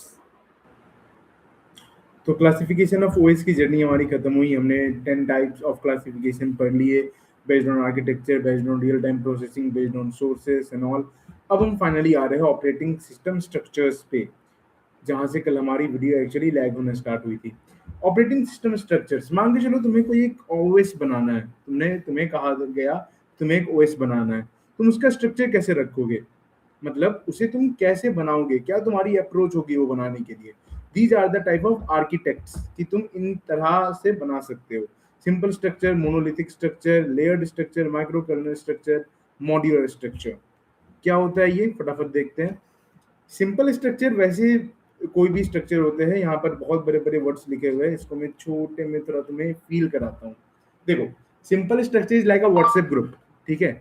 एक ऐसा WhatsApp group जहाँ टीचर भी है, स्टूडेंट भी है, प्रिंसिपल भी है, वाइस चांसलर भी है। अब वाइस चांसलर को अगर टीचर से बात करनी है तो भी वही ग्रुप यूज कर रहा है, प्रिंसिपल को अगर टीचर से बात करनी है तो भी वही ग्रुप, और प्रिंसिपल को वाइस चांसलर से तो भी वही ग्रुप, यहाँ तक कि स्टूडेंट भी देख पा रहे हैं। सिंपल स्ट्रक्चर भी कुछ वैसा ही है, कोई लेयर डिफाइन नहीं, कोई इसके स्ट्रक्चर्स नहीं, सिंपल सा क्लासिक सा लेयर जहां पर किसी भी तरह का लेयर स्पेसिफिकेशन नहीं है, सारे डेटा एक दूसरे में शेयर्ड है, इंक्रिप्शन बिल्कुल ही घटिया तरीके से मैनेज करी गई है। एंड व्हाट वुड हैपन कि अगर एक भी उसमें से कोई एक भी लेयर में प्रॉब्लम आ जाए, सॉरी लेयर तो है ही नहीं, मींस एक भी फंक्शंस में प्रॉब्लम आ जाए, सारे के सारे फंक्शंस खत्म हो जाएंगे। सिंपल स्ट्रक्चर का यही प्रोज और कॉन्स भी है। प्रोज कहीं ना कहीं सिंपल स्ट्रक्चर का ये है कि yes this is means very fast, काफी फास्ट है भाई, क्योंकि सब कुछ एक ही जगह है, रिसोर्स रिच है काफी, राइट, कि रिसोर्स मैनेजमेंट में प्रॉब्लम नहीं आती है। बट कौन सा इसका यही है कि कोई भी यहाँ पर वेल डिफाइंड स्ट्रक्चर नहीं है, इसके कारण everything often bleed into each other. पूरी की पूरी खिचड़ी बन चुकी है व्हाट्सएप ग्रुप में, कौन किससे बात कर रहा है, क्या मैसेज ट्रांसफर होने कुछ समझ नहीं आ रहा है। यही है सिंपल स्ट्रक्चर का बेसिक सा। देख रहे हो एप्लीकेशन प्रोग्राम, एप्लीकेशन प्रोग्राम रोम बायोस डिवाइस ड्राइवर से भी जा रहा है, रेसिडेंट सिस्टम प्रोग्राम पे भी वो अपना डाल पा रहा है, वो MS DOS से कनेक्टेड है, इट मींस एप्लीकेशन प्रोग्राम से MS DOS डिवाइस ड्राइवर से भी कनेक्टेड है। तो पूरी की पूरी खिचड़ी बनी हुई है। मोनोलिथिक ऑन दी स्ट्रक्चर ये थोड़ा सा इस मामले में सही होता है, दैट इसमें सारा का सारा जो काम है वो कर्नल में हो रहा होता है, बट यही इसकी दोधारी तलवार भी है। कर्नल स्ट्रक्चर में ये अपना सारा का सारा वर्क डाल देता है, यूजर सर्विसेज हो या कर्नल सर्विसेज हो, सारे के सारे का एड्रेस स्पेस बिल्कुल सेम होता है, सब के सब कर्नल में ही रन कर रहे होते हैं। तो ये फास्ट तो बहुत होता है कहीं ना कहीं मोनोलिथिक स्ट्रक्चर, लेकिन प्रॉब्लमेटिक यही होती है कि इसमें सिस्टम काफी बार तुम्हें लैग मिल जाता है, हैंग मिल जाता है, क्योंकि ज्यादातर सारा का सारा डिवाइस मैनेजमेंट हो, इनपुट आउटपुट मैनेजमेंट हो, प्रोसेस मैनेजमेंट हो, सारा का सारा मोनोलिथिक स्ट्रक्चर में ही जा रहा होता है। अब बात करते हैं मोनोलिथिक स्ट्रक्चर्स की। मोनोलिथिक स्ट्रक्चर इस मामले में थोड़ा सा हमें बेसिक स्ट्रक्चर यहाँ पे दिख जाता है कि यहाँ जितना का जितना ऑपरेटिंग सिस्टम में जो भी प्रोसेस हो रहा है, सारा का सारा कहीं ना कहीं हो रहा होता है मेरे कर्नल स्पेस में, मेरे कहाँ कर्नल स्पेस में, सब कुछ यहीं पे इंडल्ज हो रहा होता है। एक नॉर्मल सा इनपुट आउटपुट डिवाइस मैनेजमेंट हो, प्रोसेस शेड्यूलिंग हो या कुछ भी, सारा का सारा ये कर्नल स्पेस में ही ले रहा होता है। इसी का ये बैकफायर भी होता है कहीं ना कहीं। मोनोलिथिक स्ट्रक्चर हमें वहां जरूर काम आते हैं जहां पर चीजें बहुत हमें फास्ट चाहिए हो, क्योंकि सारा का सारा कर्नल स्टोरेज में ही, कर्नल सर्विसेज में ही सारा का सारा फंक्शन हो रहा है। बट अगेन क्योंकि सारा का सारा सर्विसेज वहीं पे चल रहा है, बहुत ही जगह तुम्हें यहाँ पर हैंग की इश्यूज दिखती है, सिस्टम क्रैश की इशू दिखती है। क्यों? क्योंकि इसमें आप किसी भी तरह का प्रायोरिटी सेट नहीं कर पाते हो, क्योंकि सारा का सारा उसी में हैंडल हो रहा है, पूरा का पूरा कर्नल स्पेस में। इसका तुम देखो, यूजर स्पेस में एप्लीकेशन लाइब्रेरीज है, बाकी पूरा का पूरा file systems, inter process communication, IPC, input output and device management, fundamental process management, सारा का सारा ये कर्नल स्पेस में ही हैंडल कर रहा होता है। Layered structure on the other hand, अगर सबसे अच्छी क्लासिफिकेशन किसी की है लेयर्ड वाइज में तो इसी स्ट्रक्चर की होती है। इसमें हर एक स्ट्रक्चर अपने लेयर में फॉर्म होता है और एक एक लेयर दूसरे लेयर से ही कम्युनिकेट कर सकता है। अगर फर्स्ट लेयर चाहे तो थर्ड लेयर से डायरेक्ट कम्युनिकेट नहीं कर सकता है, कुछ ऐसे। मान के चलो लेयर 1 तुम्हारा हार्डवेयर है, अगर हार्डवेयर लेयर चाहे कि मैं लेयर 5 इनपुट आउटपुट बफर से कांटेक्ट कर लूं, तो उसे हर एक लेयर से गुजरना पड़ेगा, वो डायरेक्ट कम्युनिकेट नहीं कर सकता है। और यही इसका सबसे बड़ा प्रॉब्लम भी है कि कहना कि इसमें लेयर तो वेल डिफाइंड है, इसमें हमें सिंपल स्ट्रक्चर की तरह दिक्कत नहीं दिख रही कि यहाँ पर सारे प्रोसेस एक दूसरे में ब्लेंड कर जा रहे हैं। लेकिन यहाँ पर यही सबसे बड़ी प्रॉब्लम है कि अगर हार्डवेयर को इनपुट आउटपुट बफर या फिर यूजर्स प्रोग्राम से कुछ भी कम्युनिकेट करना है, वो प्रोसेस ऐसे हैंडल होने, वहाँ का रिसोर्स चाहिए, तो उसे हर एक लेयर से गुजरना पड़ेगा। Talking about micro kernel structures, micro kernel structure is one of the best structure, right? Why? क्योंकि यहाँ पर कर्नल वेल डिफाइंड होता है स्पेशल फंक्शंस के लिए ही। फॉर स्पेशल फंक्शंस कौन कौन से होते हैं वो special functions? Inter process communication, IPC, memory management, CPU scheduling. बाकी इनपुट आउटपुट सारा कुछ ये लोग यूजर में ही कर रहे होते हैं। This is micro kernel structure. देखो कर्नल मोड ये रहा, लास्ट में बिल्कुल छोटा सा पार्ट, सबसे छोटा, इसमें बहुत ही काम की चीजें हो रही होती है, जैसे IPC, memory management, CPU scheduling. बाकी application program, file system, device driver, सारा का सारा यूजर मोड में शिफ्ट हो जाता है। यहाँ पर एक और प्यार से लिख लो, इनपुट आउटपुट। ठीक है, ये था माइक्रो कर्नल। अब बात करते हैं मॉड्यूलर की। सर मॉड्यूलर में क्या हो रहा होगा? मॉड्यूलर में क्या हो रहा होगा? मॉड्यूलर स्ट्रक्चर कहीं ना कहीं सोच लो कि ये एक ऐसा प्ले करता है। कभी ये देखो, ये तुम्हारा हर्ट है, इसकी एक ब्रांच इधर है, एक ब्रांच इधर है, एक ब्रांच इधर है, एक इधर, एक इधर और एक इधर। ये तुम्हारा कोर है जिसे हम कर्नल भी कह रहे होते हैं। एंड बेसिकली मॉड्यूलर स्ट्रक्चर खुद में कहीं ना कहीं बहुत ही ज्यादा एडिटेबल होता है, अपडेटेबल होता है। मीन्स कुछ ऐसे, ध्यान से देखो, ये रहा तुम्हारा कोर कर्नल, इसने अलग अलग सिस्टम अपने बना लिए। यहाँ पर कोई भी लेयर्स किसी से भी किसी के भी कारण इंडल्ज नहीं हो रही है। सारे के सारे, सबसे इंपॉर्टेंट, इंडिपेंडेंटली काम करते हैं, इंडिपेंडेंटली वर्क्स, सारे के सारे इंडिपेंडेंटली काम कर रहे होते हैं। क्या फायदा इसका? लिनक्स का कर्नल भी मॉड्यूलर है। क्या लिनक्स का कर्नल बस मॉड्यूलर है? नहीं, लिनक्स एक्चुअली मोनोलिथिक है। Linux actually is a monolithic, but search करना तुम भी कभी, मोनोलिथिक प्लस मॉड्यूलर प्रॉपर्टीज। अभी अभी याद करो, तुमने पीछे ही पढ़ा था कि ओपन सोर्स का एग्जांपल था क्या? लिनक्स। कि लिनक्स का जो ओएस है वो एक ओपन सोर्स ओएस है, मतलब तुम अपने हिसाब से उसमें एडिट कर सकते हो। मान के ऐसा चलो कि तुम्हें अगर एप्स वेब्स कुछ भी इंस्टॉल करने हैं, तो उसमें तुम्हें क्या करना पड़ रहा है? बेसिकली कर्नल का एक पार्ट एक्सटेंड करके अपना एक नया इनपुट, अपना एक नया प्रोसेस, अपना एक नया मैनेजमेंट बनाना पड़ रहा है, right? That is modular structure. आगे बढ़ते हैं। तो अब हम आ गए हैं प्रोसेस पे, जो कि कहीं ना कहीं ओएस का कोर है। पूरी की पूरी आपकी रेलगाड़ी यहीं से स्टार्ट होती है। पूरी की पूरी रेलगाड़ी प्रोसेस कॉन्सेप्ट की, प्रोसेस शेड्यूलिंग की, एक जो सबसे पार्टिकुलर यूनिट है जिसके अराउंड पूरा ओएस रिवॉल्व कर रहा होता है, प्रोसेस। अब हम उसके बारे में जानने जा रहे हैं। तो प्रोसेस क्या है? प्रोसेस कुछ नहीं है, बस एक प्रोग्राम जो कि एग्जीक्यूट कर रहा है। एक एग्जीक्यूशन स्टेज में जो भी प्रोग्राम है उसे हम कहीं ना कहीं प्रोसेस कह रहे होते हैं। कोई प्रोग्राम रन कर रहा है, यस सर, वही आपका प्रोसेस है, राइट? अब मैं इस पॉइंट पे अभी यहां से तुम सभी को एक बहुत अच्छी जादू दिखाऊंगा, ठीक है? अब क्या हुआ कि एक बार एक लड़का था चिंटू नाम का, ये है हमारे चिंटू भाई, ठीक है? चिंटू भाई अपने क्लास में पहुंचे और टीचर ने बोला कि आज मैं तुम सबको कंट्रोल करने वाला हूँ, सभी को कंट्रोल करूंगा, जो बोलूंगा तुम वो करोगे, एंड फिर देखना कुछ बहुत अच्छी सी चीजें सीख के जाओगे। तो टीचर ने चिंटू को बुलाया, टीचर ने चिंटू को एक टेक्स्ट दिया। क्या दिया? टेक्स्ट दिया कि चिंटू एक काम करो कि से हाय, ये उसका पहला था, पहला टेक्स्ट। दूसरा कि से हाउ आर यू, एंड तीसरा nice to meet you, nice to meet you. ये 3 बार चिंटू को बोली गई कि ये तुम्हारा टेक्स्ट है, अब इसको पढ़ो। चिंटू ने पढ़ा, hi, how are you, nice to meet you. Chintu एक प्रोसेस बन गया, चिंटू एक प्रोसेस बन गया। अब चिंटू यहाँ से मेरे लिए एक प्रोसेस है। मतलब क्या, सिंपली आपने कैसे, आपको किसी एक पार्टिकुलर एडमिनिस्ट्रेटर ने कुछ भी असाइंड करा एंड आपने उसी उसी उसी उसी ऑर्डर में उन टास्क को कंप्लीट करा, that is a process.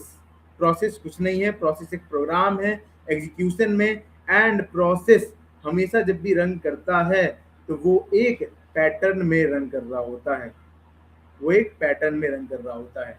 And OS के एंड ऐसे ही प्रोसेस के कुछ अपने अपने कंपोनेंट्स भी होते हैं। जैसे कि पहले कंपोनेंट को अभी आप समझिए जो कि था टेक्स्ट।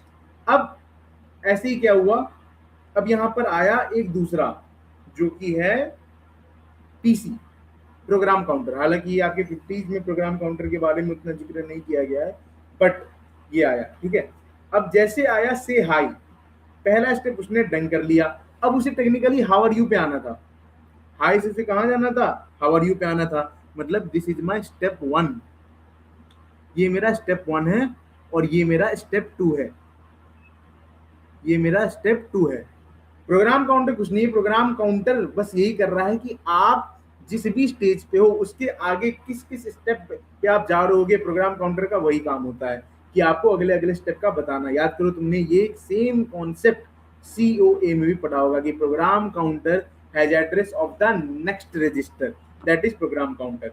2 कंपोनेंट आपके क्लियर हुए। तीसरा, अब ऐसा है कि ये ऐसे एक लड़का था चिंटू, ऐसे ही बहुत सारे लड़के हो सकते हैं, राइट, ऐसे ही बहुत सारे लड़के हो सकते हैं। हर लड़की का अलग अलग वेरिएबल हो सकता है, हर लड़के का अलग अलग नेम हो सकता है, उसे अलग अलग डाटा दिया जा सकता है कि तुम्हें ये 5 लोगों के सामने बोलना है, तुम्हें ये 10 लोगों के सामने बोलना है। That is one more component for you which is data. सारा का सारा वेरिएबल्स वगैरह सब कुछ उसमें रह रहा होता है। एंड वही चीज वो हम देख रहे होते हैं डेटाज वैल्यू में कि उसके अंदर क्या डेटा है, क्या ग्लोबल वेरिएबल है, क्या उसका स्टैटिक वेरिएबल है एंड ऑल। सर कुछ एक और बात मिस कर दी है क्या? यस सर बिल्कुल, उसको कहते हैं स्टैक, उसको हम कहते हैं स्टैक। अब मान के जो चिंटू बोला से हाई, टीचर ने रोक दिया, टीचर बोला चुप। अब एक बात बताओ, टीचर को लग गई प्यास, ने बोला पानी ले जाओ। अब चिंटू हाउ आर यू तो प्रोसेस नहीं करेगा, क्योंकि चिंटू को अब एक डायरेक्ट कमांड मिल गया है कि अभी जाओ पहले पानी ले जाओ फिर ये काम करना। इसी को कहते हैं हम स्टैक, कि अगर कुछ इंटरप्शन हो गया या आपने कुछ उसमें एड ऑन टू कर दिया, लास्ट इन फर्स्ट आउट की, मतलब अभी वो अब कौन सा प्रोसेस निभा रहा होगा। तो अभी टेक्निकली क्या था, ये मेरा स्टैक था, इसमें पहला था मेरा स्टेप 1 हाई। एंड अब क्या हुआ, मैंने इसमें एक और ऊपर डाल दिया कि बस अब रुक जाओ, go and fetch water, go and fetch water. ऐसे क्या हो रहा था, हाई था, फिर इसके नीचे हाउ आर यू था स्टेप 2 में, ठीक है। स्टेप 3 में मेरा क्या था, nice to meet you, to meet you. लेकिन मैंने क्या किया, टीचर ने क्या किया, बीच में इंटरप्ट कर दिया, बिल्कुल बदतमीज की तरह, बिल्कुल बीच में इंटरप्ट कर दिया कि जा पानी ले गया। तो ये मेरा क्या हुआ, स्टैक में अपर टॉप पे एंट्री ले लिया। And now this is the process जो कि मेरे हायर प्रायोरिटी का है। यही 4 पार्ट होते हैं किसी भी प्रोसेस के। अगर आप देखोगे तो आगे तो एक हीप भी आप देख रहे होते हो, बट सिलेबस में वो है नहीं। Heap is optional but it's actually very cool. मतलब कि आपने जब हीप इज समथिंग कि आपने प्रोसेस स्टार्ट करा, प्रोसेस स्टार्ट हुआ, उस प्रोसेस ने भी तो कुछ कुछ अपने में देखा होगा कि हाँ मेरे में क्या, मेरी मैं इस प्रोसेस के थ्रू मैं क्या सीख रहा हूँ, क्या जान रहा हूँ, तो वो हीप में स्टोर होते रहता है, ठीक है। अब फटाफट इसके छोटे छोटे एग्जांपल्स देख लेते हैं। ये तो सिस्टम कॉल से, इसको नीचे करो, रुको, यहीं पे पूरी जो दुनिया बना ली इसे मिटाते हैं अभी, जस्ट मिनट।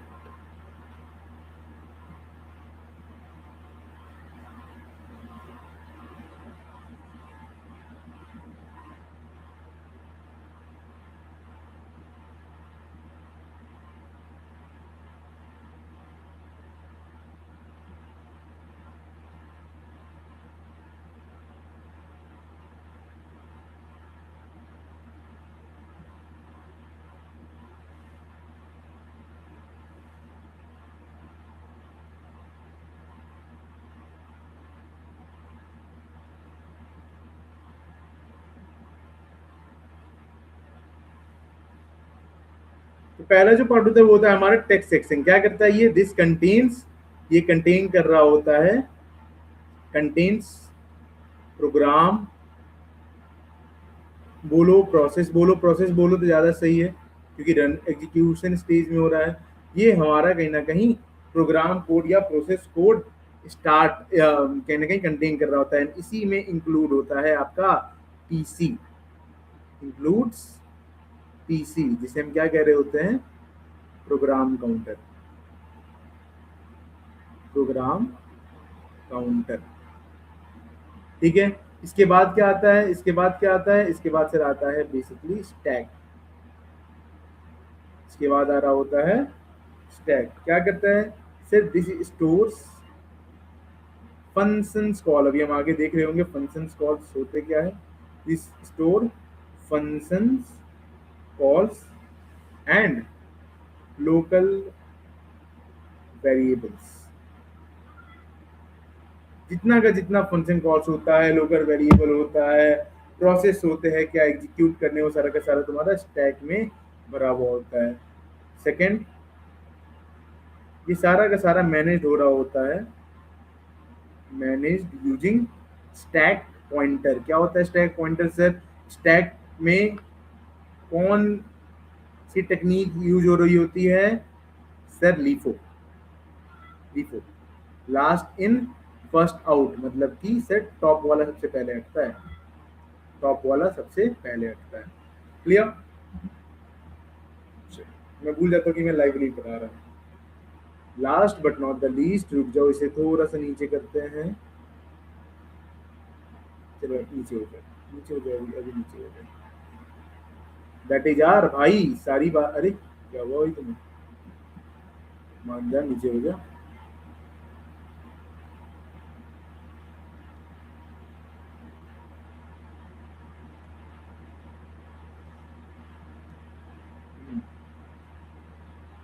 लास्ट पॉइंट जो कि हमारा होता है डेटा, नॉट डेट भाई, वो तो वैसे भी नहीं मिलती, डेटा डाल दो। ठीक है, डेटा। एंड डेटा क्या है? Data is stores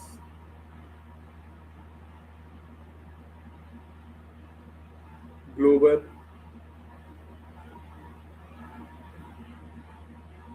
and static variable. अब इसके बाद एक दो और चीजें होती है, इसके बाद एक दो और चीजें होती है जो कि होती है अदर कंपोनेंट्स बेसिकली, जो बाकी बच गए, जैसे कि इनपुट आउटपुट वाले, कि भाई अभी कौन सा इनपुट आउटपुट डिवाइस यूज हो रहा है। डिवाइसेस, इसको सीधा सीधी ऐसे लिख लो, control chip, basically devices allocated within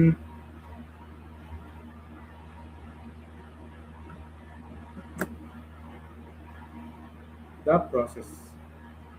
same file directories भी, फाइल डायरेक्टरीज भी,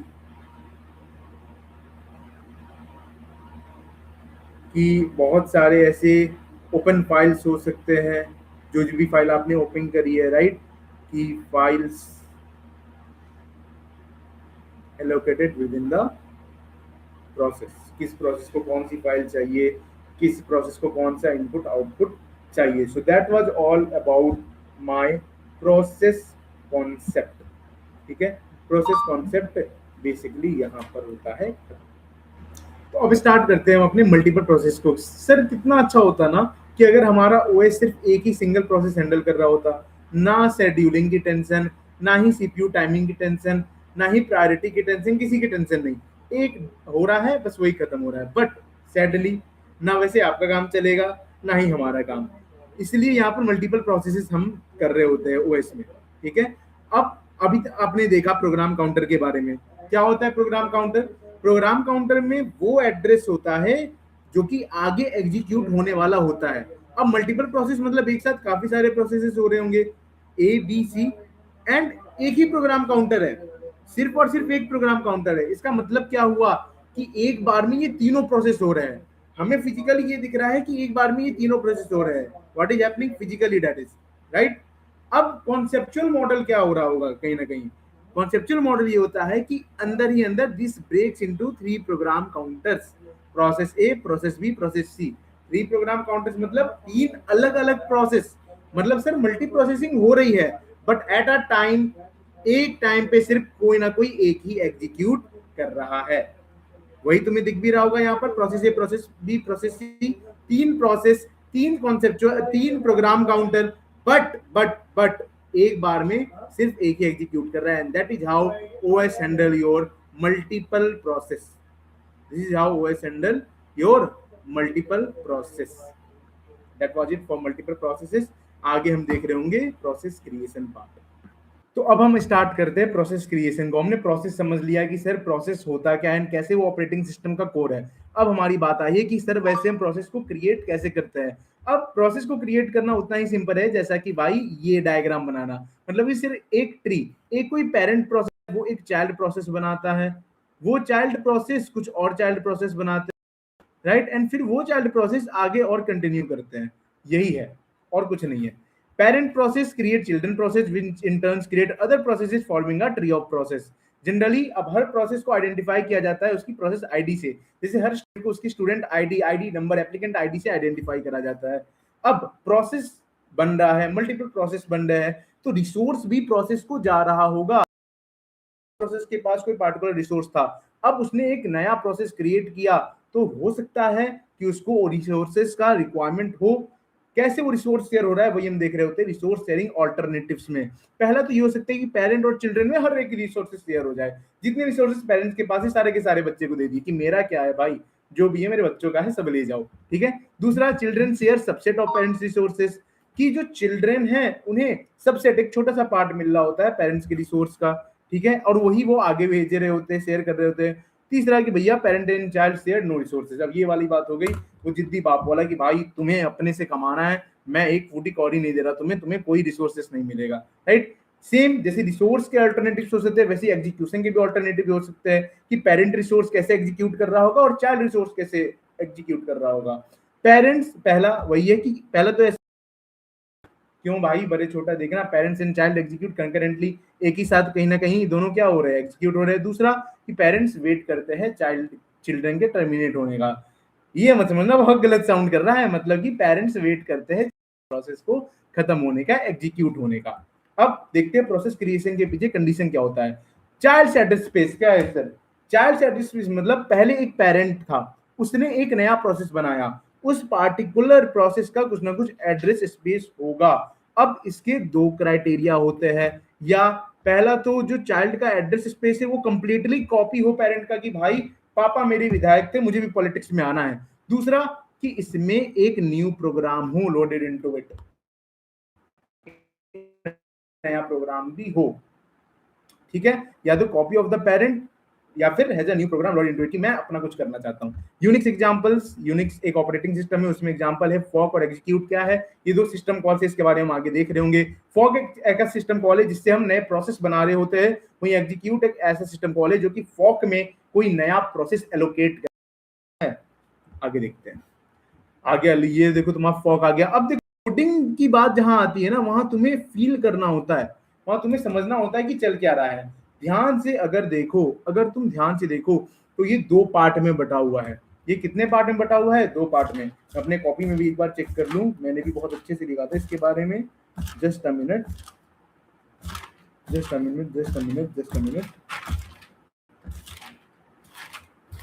हाँ जी, ये रहा दो पार्ट में। पहला पार्ट एलसिफ का पार्ट, ये मेरा पहला पार्ट है, राइट, ये मेरा चाइल्ड प्रोसेस है और ये मेरा पेरेंट प्रोसेस है। तो तुम अगर मेरे साथ साथ नोट्स बना रहे हो तो अभी लिख लो दैट एलसिफ पार्ट जो होता है वो बेसिकली होता है, अरे भाई इतनी गंदी राइटिंग, वो होता है मेरा चाइल्ड पार्ट, वो होता है मेरा चाइल्ड का पार्ट। मेरा एल्स ब्लॉक जो हो रहा होता है वो हो रहा होता है मेरे पेरेंट का पार्ट। अब सिस्टम कॉल की एक चीज समझनी पड़ेगी फॉक के बारे में। देखो तीन वैल्यूज रिटर्न कर सकता है फॉक, एक तो इज इक्वल टू 0, ठीक है, दूसरा कि भैया ग्रेटर देन 0, तीसरा कि भाई लेसर देन 0। लेस देन आ गया, अगर लेसर देन 0 है मतलब कि भाई सीधा सीधी एरर ही आ गया। जीरो है, अगर जीरो है मतलब कि ये चाइल्ड प्रोसेस है। कैसे कि मान के चलो, हाँ रुक जाओ पहले मैं एक और बता दूं, और ग्रेटर देन जीरो है तो ये पेरेंट प्रोसेस है और ये रिटर्न करता है चाइल्ड की पीआईडी को, चाइल्ड की प्रोसेस आईडी को। कैसे ये होगा ये हम देख रहे होंगे अभी। ऐसे समझो, पेरेंट्स थे, उन्होंने, तो उनका ग्रेटर देन जीरो है क्योंकि उन्होंने एक स्टेप अपना क्रिएट करा। अब कोई चाइल्ड आया है, अब कोई चाइल्ड आया है, ऑफ कोर्स वो तुरंत एक नया प्रोसेस बना रहा है। अभी एक मिनट के लिए ऐसे समझो कि वो कोई नया प्रोसेस नहीं बना रहा है, तो इसलिए इज इक्वल टू जीरो हम चाइल्ड प्रोसेस को मानते हैं, और ग्रेटर देन जीरो मतलब कि उसकी पद का एक ब्रांच तो है तो हम पेरेंट प्रोसेस को मानते हैं। अच्छा कुछ भी हो, क्या लेस देन जीरो पॉसिबल है? क्या नहीं है, इसलिए हम उसे एरर मान रहे होते हैं। जब तुम यहाँ भी ठीक से कोड के ब्लॉक्स में देखोगे तो एलसिफ जो कि चाइल्ड का पार्ट था वहां पे n is equal to zero आ रहा होता है। एंड जब ऐसा ना हो, अगर ऐसा ना हो देन वो कहीं ना कहीं पेरेंट प्रोसेस में आ रहा होता है। ठीक है, और यहाँ देखो जब n क्या था, लेस देन जीरो था, n मतलब फॉक लेस देन जीरो था, मतलब भाई ये तो पॉसिबल ही नहीं है, लो एरर अकर्ड। ठीक है, तो इसके तीन पार्ट है, पहला less than zero, fork failed, exit -1। दूसरा अगर n इक्वल टू जीरो है मतलब अब चाइल्ड प्रोसेस रन करेगा, तो अब चाइल्ड प्रोसेस आया और यहाँ देखो मैं बोल रहा था एग्जीक्यूट सिस्टम कॉल, यहाँ पर इसे एक नया प्रोग्राम मिल गया। अब ये इस प्रोग्राम को कंटिन्यू करेगा, एंड जब तक ये प्रोग्राम कंटिन्यू हो रहा होगा तब तक मेरे पेरेंट वेट कर रहे होंगे अनदर सिस्टम कॉल। आई होप कि तुम्हें ये कोड समझ आया होगा एंड तुम ये भूलोगे नहीं। समझ आया क्या हो रहा होता है? इस फॉक का पूरा पूरा प्रोसेस क्या है? Fork is a system call जो कि कहीं ना कहीं नए प्रोसेसेस बना रहा होता है। तीन इसके रिटर्न वैल्यूज होते हैं, zero, greater than zero, less than zero. Zero मतलब child process, else if, greater less than zero मतलब error occurred. In meanwhile जब ये यहाँ पर है, I am so sorry for this, I am so sorry, जब भी ये n इक्वल टू जीरो है मतलब कि वो चाइल्ड प्रोसेस पे है, यहाँ पर इसे एक नया प्रोग्राम मिल गया एग्जीक्यूट से। एंड एक और बात होती है कि इस पॉइंट के बाद कोई भी कोड लिख दो, इस पॉइंट के बाद एल्सिफ ब्लॉक में इट वॉन्ट रन, वो रन नहीं करेगा। क्यों? क्योंकि अभी चाइल्ड प्रोसेस रन करेगा, सारे प्रोसेस इसके बाद वेट कर रहे होते हैं। जैसे ही ये वेट खत्म होता है पेरेंट प्रोसेस प्रिंट कर देता है चाइल्ड कंप्लीट, एंड ये यहाँ पर हो जाता है खत्म, आपका नया प्रोसेस क्रिएट हुआ। एक चीज और जो यहाँ पर कंफ्यूजिंग लगती है, पहले पेरेंट की आईडी मान के चल लो, मैं पीपीआईडी लिखता हूँ, पीपीआईडी मतलब होता है पेरेंट प्रोसेस आईडी, और मैं चाइल्ड पीआईडी मानता हूँ। ठीक है, पहले क्या था ना कि पेरेंट की प्रोसेस आईडी थी 1243, 1244। आफ्टर पेरेंट होता है, जो पेरेंट होता है वो चाइल्ड की पीआईडी रिटर्न करता है। किसकी पीआईडी? चाइल्ड की पीआईडी रिटर्न करता है। व्हाई? क्योंकि वो ब्लॉक अब इसमें चाइल्ड की पीआईडी में, चाइल्ड के प्रोसेस में एक नया प्रोसेस आ चुका है, एंड उस प्रोसेस के कारण पेरेंट अभी वेट में है। आई होप दिस इज क्लियर। अगर थोड़ा कंफ्यूजिंग लग रहा है तो आगे समझ आ जाएगा। टर्मिनेशन पहले ये देख लो, सिस्टम कॉल्स से क्या है, दीज आर सिस्टम calls. क्या? Fork. The fork system calls create a child process. The child process is an exact copy of the parent process. In the parent process, fork returns the PID of the child process. जब भी fork होता है तब जो parent process होता है वो return करता है PID of child process. And in the child process, fork returns 0. ID, this is again a system call. ये process ID रिटर्न कर देता है। वैसे get PPID क्या करेगा? पेरेंट्स की प्रोसेस आईडी को रिटर्न करेगा। Wait null the parent process, wait for process to complete before continuing its execution. जब तक चाइल्ड प्रोसेस एग्जीक्यूट नहीं करता है पेरेंट प्रोसेस वेट करता है। अब हम थोड़ा देखते हैं टर्मिनेशन के बारे में। हालांकि आगे जब हम पढ़ रहे होंगे प्रोसेस स्टेट्स, जो कि अभी पढ़ेंगे हम प्रोसेस स्टेट्स, तो वहां पर बहुत अच्छे इसके बारे में देखेंगे। पर अगेन प्रोसेस टर्मिनेशन क्या होगी भाई? प्रोसेस टर्मिनेट सोचो कब हो सकता है, मान के थोड़ा गलत हो जाएगा, हम अपने को मतलब ना किसी और की बात कर रहा हूं। अगर कोई किसी गाड़ी को यहां से मान के चलो परी चौक या कहीं जाना था, तो प्रोसेस रुकेगा कब? मतलब कब वो गाड़ी रुक जाएगी? पहला बात कि अपने स्टेज पे पहुंच गई, दूसरी बात गुरुदेव महादेव ना करे कोई दुर्घटना हो गई, तो वैसे ही प्रोसेस की टर्मिनेशन होगा, या तो प्रोसेस कंप्लीट होके हुआ है या कहीं ना कहीं फेलियर हुआ है। तो process executes last statements and ask for the operating system to delete it. You can use exit system call Output data from child to parent via wait okay process resources deallocated by operating system. Parent may terminate execution of child process which is abort, कि किसी भी कारणवश abort हो गया, child has exceed कर दिया है अपनी रिसोर्सेज को, टास्क वो प्रायोरिटी का ही नहीं बचा, या फिर अगर पेरेंट ही एग्जिट कर जाए, अगर पेरेंट ही एग्जिट कर गया तब तो भाई सारे के सारे चीजें टर्मिनेट हो जाएंगे। एक यहाँ पर ये आ सकता है, शायद 2 नंबर में पूछ दे, कास्केडिंग टर्मिनेशन क्या होता है, जहां पर ऑल चिल्ड्रन टर्मिनेटेड हो जाते हैं, और ये कब हो सकता है, जब पेरेंट टर्मिनेट हो जाए। Some operating system do not allow child to continue if its parent terminates, all children terminate means cascading termination. And इसी के साथ आपको हो बधाई, आपको हो बहुत सारी बधाई, क्योंकि आपने प्रोसेस क्रिएशन पूरा का पूरा समझ लिया है। और अब हम आ रहे हैं अपने क्वेश्चन पे, and this is nothing but IPC, inter process communication, की प्रोसेस एक दूसरे से बात करते हैं क्या? हाँ भाई करते हैं, through inter process communication, IPC. क्या है inter process communication? It is a mechanism providing by OS that allow process to communicate with each other to synchronise their action, कि कभी भी ऐसा ना हो कि इस प्रोसेस, मान के चलो मेरा ये P1 प्रोसेस था, इस प्रोसेस को hardware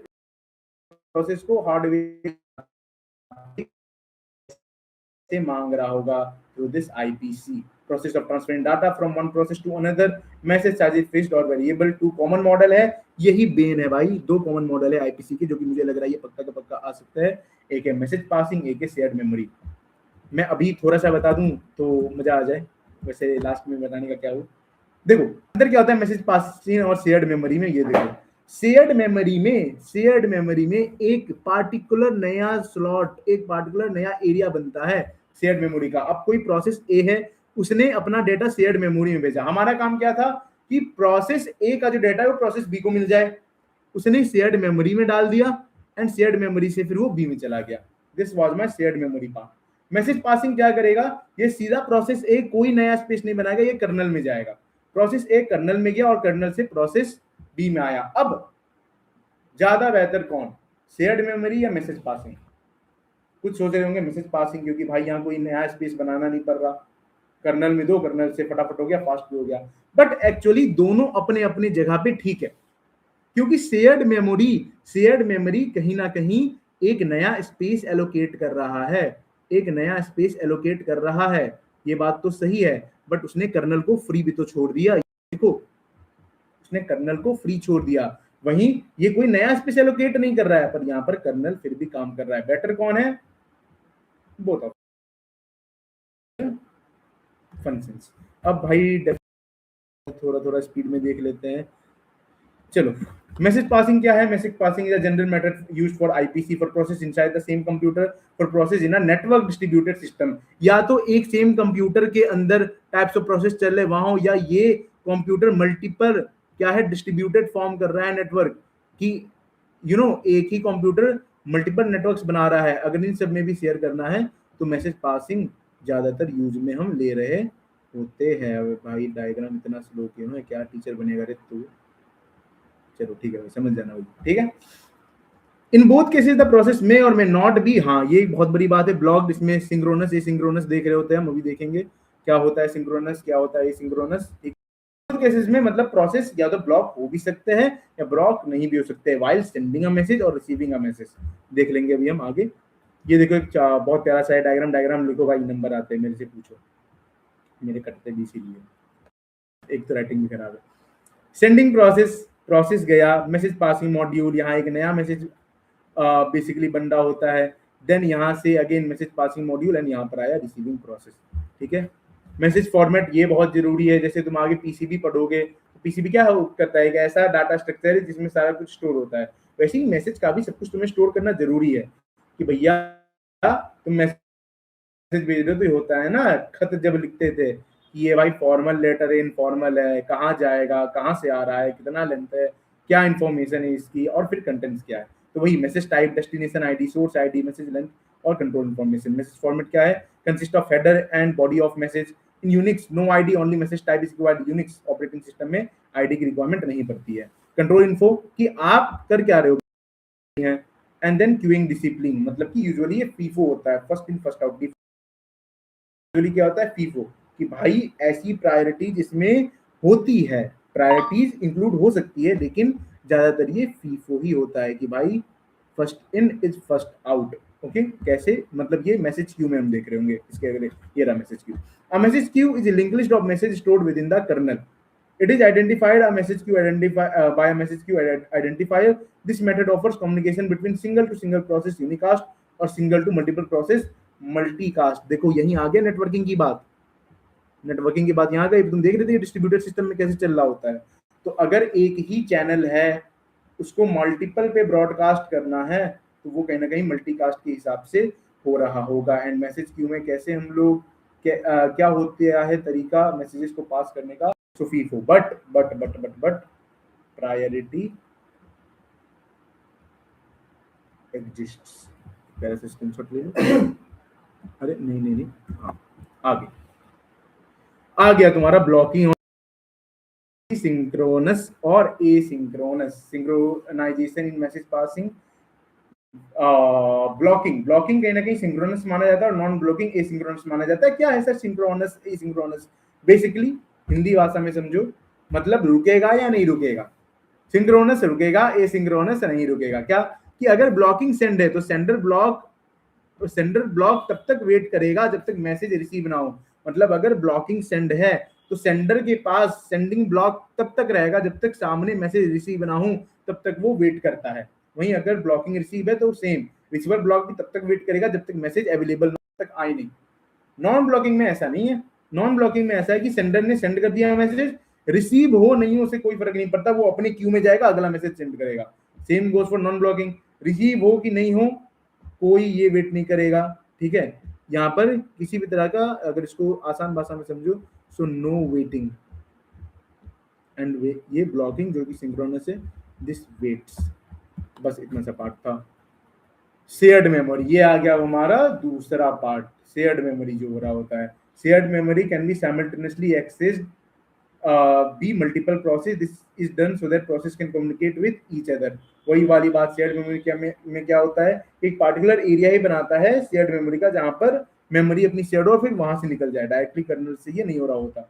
it is shared between two और more process communicate with each other by establishing the shared memory region in its address space. देखो अपने एड्रेस स्पेस, अरे यार अपने एड्रेस स्पेस में ही इन्होंने एक पार्ट बनाया था शेयर्ड मेमोरी का जहां से मैसेज पास हो रहे थे। बेसिकली ये क्या था, एक जंक्शन टाइम के लिए। खत्म। आईपीसी रिक्वायरमेंट्स, अब भाई देखो हर चीज रटने या पढ़ने वाली नहीं होती। पी एंड क्यू को बात करना है, ठीक है, कैसे बात करेगा? आईपीसी क्या है, कम्युनिकेशन है। कैसे बात करेगा कि भाई पहले तो फोन तो लगाओ, फोन लगाओ, या फिर अगर सामने हो तो मुंह से बोलो, एक कनेक्शन तो स्टैब्लिश करो। वही तो कर रहे हो, पहले तो एक establish communication link between them. पहले एक कम्युनिकेशन लिंक स्टैब्लिश करो अपने में, एंड देन एक्सचेंज मैसेज भी करो भैया। बात जितना बात करना है, सेंड से करो, रिसीव से करो, ये सेंड करेगा, ये रिसीव करेगा, ये सेंड करेगा, ये रिसीव करेगा। डिपेंड्स ऑन कि किसको किसकी बातें जरूरी है। अगर पी को जरूरी है क्यू से बात करना, सो भाई ये मतलब पी को कुछ ऐसा चाहिए जो क्यू के पास है, तो ये रिसीविंग एंड पे, ये सेंडिंग एंड पे आ जाएगा, right. Implementation of communication link, again ये फिजिकल हो सकता है, बस शेयर्ड मेमोरी और हार्डवेयर बस। फिजिकल बस के बारे में पढ़े होगे, गोवा में क्या है, ये फिजिकल क्या कह सकते हो उसको, एक फिजिकल हब टाइप का होता है जहां पर सारे के सारे डेटा गिरे हुए होते हैं, या it can be logical, right. Direct indirect communication देख लेना, दिस इज मतलब one of the very experience teachers told me कि भाई इस पे ध्यान मत दे। तो मैं ये नहीं बोल रहा हूँ कि छोड़ ही देना, बट ये कंप्लीटली रीडिंग वाला है, इसे एक बार रीड कर लेना खुद से, ठीक है। अब भाई इस पॉइंट से बिल्कुल हो जाओ सीरियस, क्योंकि अब जो आ रहा है देखो वो आ गया वाली बात है। देखिए होगे भाई, बहुत बहुत बहुत पछतावा आता है भाई। कुछ तो ऐसे गंदी गंदी सी बनाई हुई होती है, ये रहा देखो न्यू, ठीक है। फिर यहाँ पर आ जाता सर रेडी, यहाँ से नहीं, यहाँ से ऐसे आता है, यहाँ से एक रनिंग आ जाता है, ये वापस भी जा रहा होता है, क्या तो प्रिम्पसन कहते हैं, फिर एक वेट ले लो। अच्छा सॉरी, यहाँ से एक वेट ले लो, क्या से क्या हो रहा होता है भगवान जाने। यहाँ पर एक सस्पेंड वेट आ जाता है, सस्पेंड रेडी आ जाता है, सस्पेंड वेट आता है यहाँ पे, यहाँ पर एक सस्पेंड रेडी आ जाता है।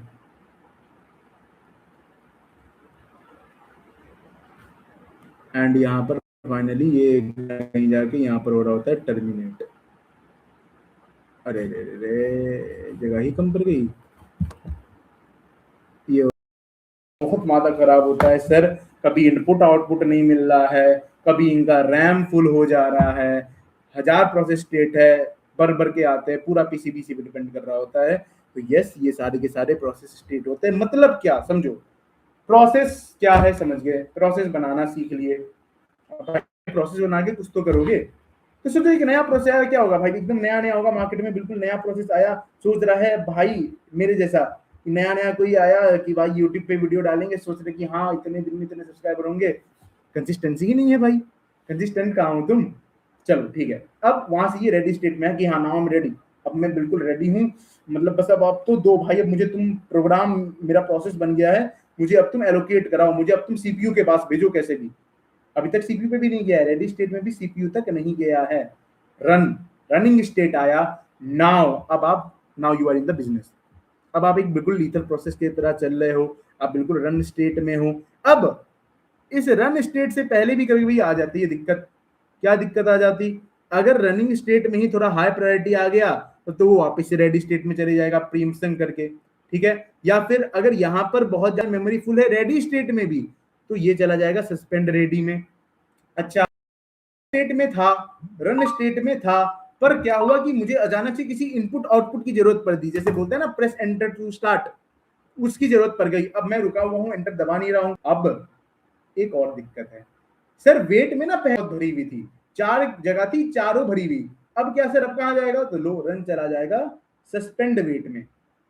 अब रन और कहां चला गया, वेट में भी नहीं, सस्पेंड वेट में, कि सर ये तो मतलब एसएसडी में ही चला गया, बाहर ही कर दी बिल्कुल तुम रैम वैम से। तो ये सारा पूरा प्रोसेस हो रहा होता है टर्मिनेशन से पहले, कि भैया अब तक टर्मिनेट हो गया, तुम्हारा काम एग्जीक्यूट हो गया, तब से पहले बहुत दिक्कतदायी होती चीजें। आओ फटाफट इसे देखें।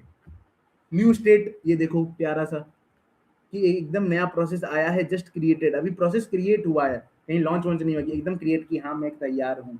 Project exist in secondary memory, SSD में होता, अभी ये नहीं होता, सीपीयू में कहीं नहीं, रैम किधर नहीं जा रहा होता है। ये नया बिल्कुल बना process creation bye operating system एक नया प्रोसेस बनाता है, क्या करता है, मेमोरी एलोकेट करेगा उसको, कि भाई नया नया प्रोसेस, इसको मेमोरी दो, इस बच्चे को आईडी कार्ड पहनाओ, इसे इसका क्लासरूम दिखाओ पीसीबी, एंड अगेन इसको नेक्स्ट स्टेट में भेजो कि भैया ये पीरियड खत्म हो, इधर रेडी स्टेट।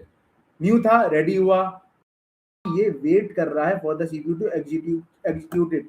ये अभी स्टार्ट नहीं हुआ है। रेडी स्टेट में क्या हो रहा है कि बेसिकली देखो, हर एक तुम्हें अगर ये बताना हो तो ऐसे ही बनाना, पहला पेज न्यू स्टेट के बारे में कुछ लिखना, एक ऐसा बनाना, बोलना दिस इज न्यू, ठीक है। फिर आओ रेडी में, रेडी के बारे में 4 लाइन लिखना, फिर न्यू क्रिएटेड रेडी, एक एक करके जाना तो पूरे नंबर मिलता है, ठीक है। हालांकि इससे एमटी में आने का तो थोड़ा कम चांस है, बट आई गारंटी ये ईटी में आएगा ही आएगा, ईटी में ये आएगा ही आएगा, दैट इज माय गारंटी, लिख के ले लेना, ठीक है। आज तक जो बोला हूँ आया है। न्यू से रेडी में गया, क्रिएटेड, ठीक है। प्रोसेस स्ट्रक्चर देखो क्या होता है, process structure code data heap stack. Sir ये थोड़ा सुना सुना सा नहीं लग रहा है, हाँ जी अभी तो हमने कहा प्रोसेस स्ट्रक्चर, जहां कोड जिसमें टेक्स्ट था, सारा का सारा instruction, data, global and static variables. Heap जो मैं बोला था कि तुम्हारे यहाँ नहीं है, बट बहुत कूल चीज होती है, क्या होती है, रन टाइम एलोकेट होती है, भैया प्रोसेस सीख क्या रहा है, क्या डायनामिक मेमोरी इसमें यूज हो रही। Stack which stores function calls and local variable goes down, what means जो भी फंक्शन कॉल्स होते हैं, लोकल वेरिएबल्स होते हैं, ये सारे के सारे आ रहे होते हैं फंक्शन। एक चीज देखो यहाँ लिखा हुआ है लोकल वेरिएबल्स ग्रोज डाउनवर्ड, इसका मतलब क्या है, डाउनवर्ड। स्टैक हमेशा लीफो अपनाता है, लास्ट इन फर्स्ट आउट। तुम्हें भरे पहले से 1000 वेरिएबल देके दिए हो इसको, पर जैसे सिस्टम कॉल आएगा वो सबसे ऊपर आएगा, सबसे पहले वही एग्जीक्यूट होगा, राइट। ये होता है मेरा रेडी स्टेट, ठीक है। यहाँ पर देखो एक प्यारा सा डायग्राम है भाई, ये सब बना लोगे, बहुत फायदे मिलते हैं भाई एग्जाम में, ठीक है। अब आते हैं रनिंग स्टेट। अब भाई अब हम वो गुड्डू नहीं रहे जो आपके सामने पिलपिलाया करते थे, अब हमको चाहिए इज्जत, ठीक है। प्रोसेस भी वही कह रहा होता है कि न्यू रेडी क्रिएटेड हो गया। अब इस रेडी ने शेड्यूल कर दिया रनिंग के लिए। पर सर ये क्या है, ये प्रीएम्पशन। अब ये भी बताया क्या होता है कभी कभी कि सारे प्रोसेस रेडी थे, P1 रेडी था, P2 रेडी था, P3 रेडी था, एग्जीक्यूट भी हो रहे थे सारे के सारे। बट अचानक से क्या हुआ, एक P3 हुआ या P4 आया एंड उसे वो बहुत हाई प्रायोरिटी प्रोसेस था कि नहीं इसे तो करना बिल्कुल ही जरूरी है। जब हम प्रायोरिटी क्यों पढ़ रहे होंगे आगे शेड्यूलिंग में तो और अच्छे से समझोगे। ये ऐसा प्रोसेस था जिसको बहुत प्रायोरिटी नीडेड थी। तो जो इसके पहले के प्रोसेस थे या इसके आने वाले प्रोसेस थे वो अभी प्रिम्प्ट बैक कर जाएंगे रेडी स्टेट, वापस चले जाएंगे। एंड इसी को कहते हैं कॉन्टेक्स्ट स्विचिंग, प्रिम्पशन, जिसको हम कहते हैं कॉन्टेक्स्ट स्विचिंग। यहाँ पर तुम्हें एक और वर्ड दिख रहा होगा, टाइम क्वांटम। टाइम क्वांटम क्या है? टाइम क्वांटम एक ऐसा मेथड है जिससे कि regardless of anything her process को एक शॉर्ट फिक्स टाइम मिले एग्जीक्यूट स्विचिंग करने के लिए, कि भाई इतना टाइम तो पहले सबको दो, अगर कोई हाई प्रायोरिटी आता है प्रिम्प्ट बैक हो जाओ, स्विच हो जाओ। ठीक है, high priority process appears shows in red. ठीक है, if a high priority process appears to generate, the CPU immediately switches to, वो अपना पूरा का पूरा CPU टाइमिंग उस पर डाल देता है। This ensures that important tasks get executed fast while allowing multitasking। समझ आ गया? न्यू रेडी रनिंग रेडी के लिए शेड्यूल तो हुआ, और हो सकता है कुछ कुछ प्रोसेस प्रीएम्प्टेड बैक भी हो जाए। अब देखो एक और आ गया, रनिंग तक था, अब यहाँ आ गया एक वेट ब्लॉक। क्या है वेट ब्लॉक? कि सर रनिंग था, रन भी कर रहा था, पर अचानक से क्या हुई ना कि इसे आईओ की नीड पड़ गई। If the process needs IO, input output operations like reading a file, printing, fetching data from disk, it pauses execution and enters the wait block state. कि वो वेट ब्लॉक स्टेट में चला जाएगा भाई, कि भाई अभी मुझे रुक जाओ, मुझे इनपुट आउटपुट चाहिए थी, नहीं मिल रहा अभी, तो ठीक है रुक जाओ। जिससे स्टेज में ये वेट ब्लॉक में गया है, क्या पता एक नया प्रोसेस रन करना स्टार्ट कर दे। What happens in the wait block state? the required operation, read write keyboard input कुछ भी चाहिए जो इसको, वो डन हो। meanwhile the CPU executes other processes from the waiting queue in RAM। ये देखो ध्यान से, P1 P2 P3 P4 था, कोई भी एक पार्टिकुलर मान के चलो ये मेरा वेटिंग क्यू है। ठीक है, ये मेरा वेटिंग क्यू है एंड P4 यहाँ पर अभी अभी आया, तो P4 अभी आया लेकिन बाकी के जो प्रोसेस थे अब ये उस पर काम करना स्टार्ट कर देगा। Once the input output operation is finished, the process moves back to the ready state and wait for the CPU to schedule it again। एक बार यहाँ से सारी चीजें डन हो जाती है, यहाँ से सारी चीजें डन हो जाती है कि हाँ भाई इसे इनपुट आउटपुट मिल गया, ये वापस से जाएगा रेडी स्टेट में एंड फिर वेट करेगा कि CPU इसको वापस से शेड्यूल करे रनिंग के लिए। समझे? टर्मिनेट, अब यहाँ के बाद टर्मिनेट आ गया। हाँ, क्योंकि हम मान रहे कि अभी हमें मेमोरी थी, अभी हम ये मान के चल रहे कि मेमोरी थी, कि हमें भैया उसकी सस्पेंड वेट या सस्पेंड रेडी की जरूरत नहीं पड़ी। What happens when a process terminates? अभी देखा था टर्मिनेशन में, बोला था, यहाँ पढ़ेंगे ध्यान से। The process structure is deleted, delete हो जाता है भाई, खत्म हो गया, मेमोरी से रिमूव हो गया। PCB is deleted. पीसीबी पता है क्या होता है? पीसीबी को तुम मान लो स्कूल में तुम्हारे एक रोल नंबर से और तुम्हारे रजिस्टर नंबर से, रजिस्ट्रेशन नंबर से तुम्हारी पूरी की पूरी फाइल निकल जाती थी। वो पूरी फाइल है तुम्हारी पीसीबी। तुम एक बार उस स्कूल से बाहर निकले, वैसे ऐसा होता नहीं है, कहीं कहीं होता हो तो पता हो, लेकिन ऐसा जनरली तो नहीं होता। स्कूल डाटा रखती है, एक बार तुम उस स्कूल से निकल गए तो मान के चलो तुम्हारी वो पूरी की पूरी डाटा गई, वो पूरा का पूरा तुम्हारा पीसीबी खत्म हुआ, क्योंकि उसका कोई जरूरत नहीं है। पीसीबी एक ऐसी पूरी की पूरी ब्लॉक होती है, पूरी की पूरी स्ट्रक्चर्स होती है जिसमें तुम्हारे प्रोसेस के बारे में हर कुछ लिखा हो, जैसे कि एक क्रिमिनल रिकॉर्ड होता है। ठीक है, कि उसने कहाँ क्या किया, कितना पानी पिया, कितना जेल हुआ, सब कुछ पीसीबी। अभी हम आगे देख रहे होंगे प्रोसेस स्टेट के बाद। The CPU and memory are freed making space for new processes. अब आता है सस्पेंड वेट। भाई मैं बोला नहीं जा रहा इतना, भाई अभी बता दिया, वैसे पढ़ तो सकते हो इतना, ठीक है। Suspend wait and suspend ready. ठीक है, अब ये देखो, ये था वेट क्यू। वेट क्यू में पहले P1 P2 P3 P4 P5 सारे थे, पर अब क्या हुआ ना, रैम हो गया फुल, रैम हो गया फुल। एंड हो सकता है there might be a chance कि कोई ऐसा प्रोसेस आए जो कि ज्यादा इंपॉर्टेंट हो, जिसकी प्रायोरिटी ज्यादा हो, तो इसलिए सस्पेंशन हो जाता है कि भाई तू अभी सस्पेंड वेट में चले जा, तू मेरे रैम से बाहर हो जा, मेरे रैम जो मेरी फास्टेस्ट मेमोरी है उससे बाहर होकर सेकेंडरी मेमोरी में अभी थोड़े टाइम के लिए चले जा। क्यों होता है सस्पेंशन? या तो रैम फुल हो, no space for new process, या some processes P1 and P2 are move to secondary memory disk in the suspend wait queue। Why? because this free up space in RAM process in the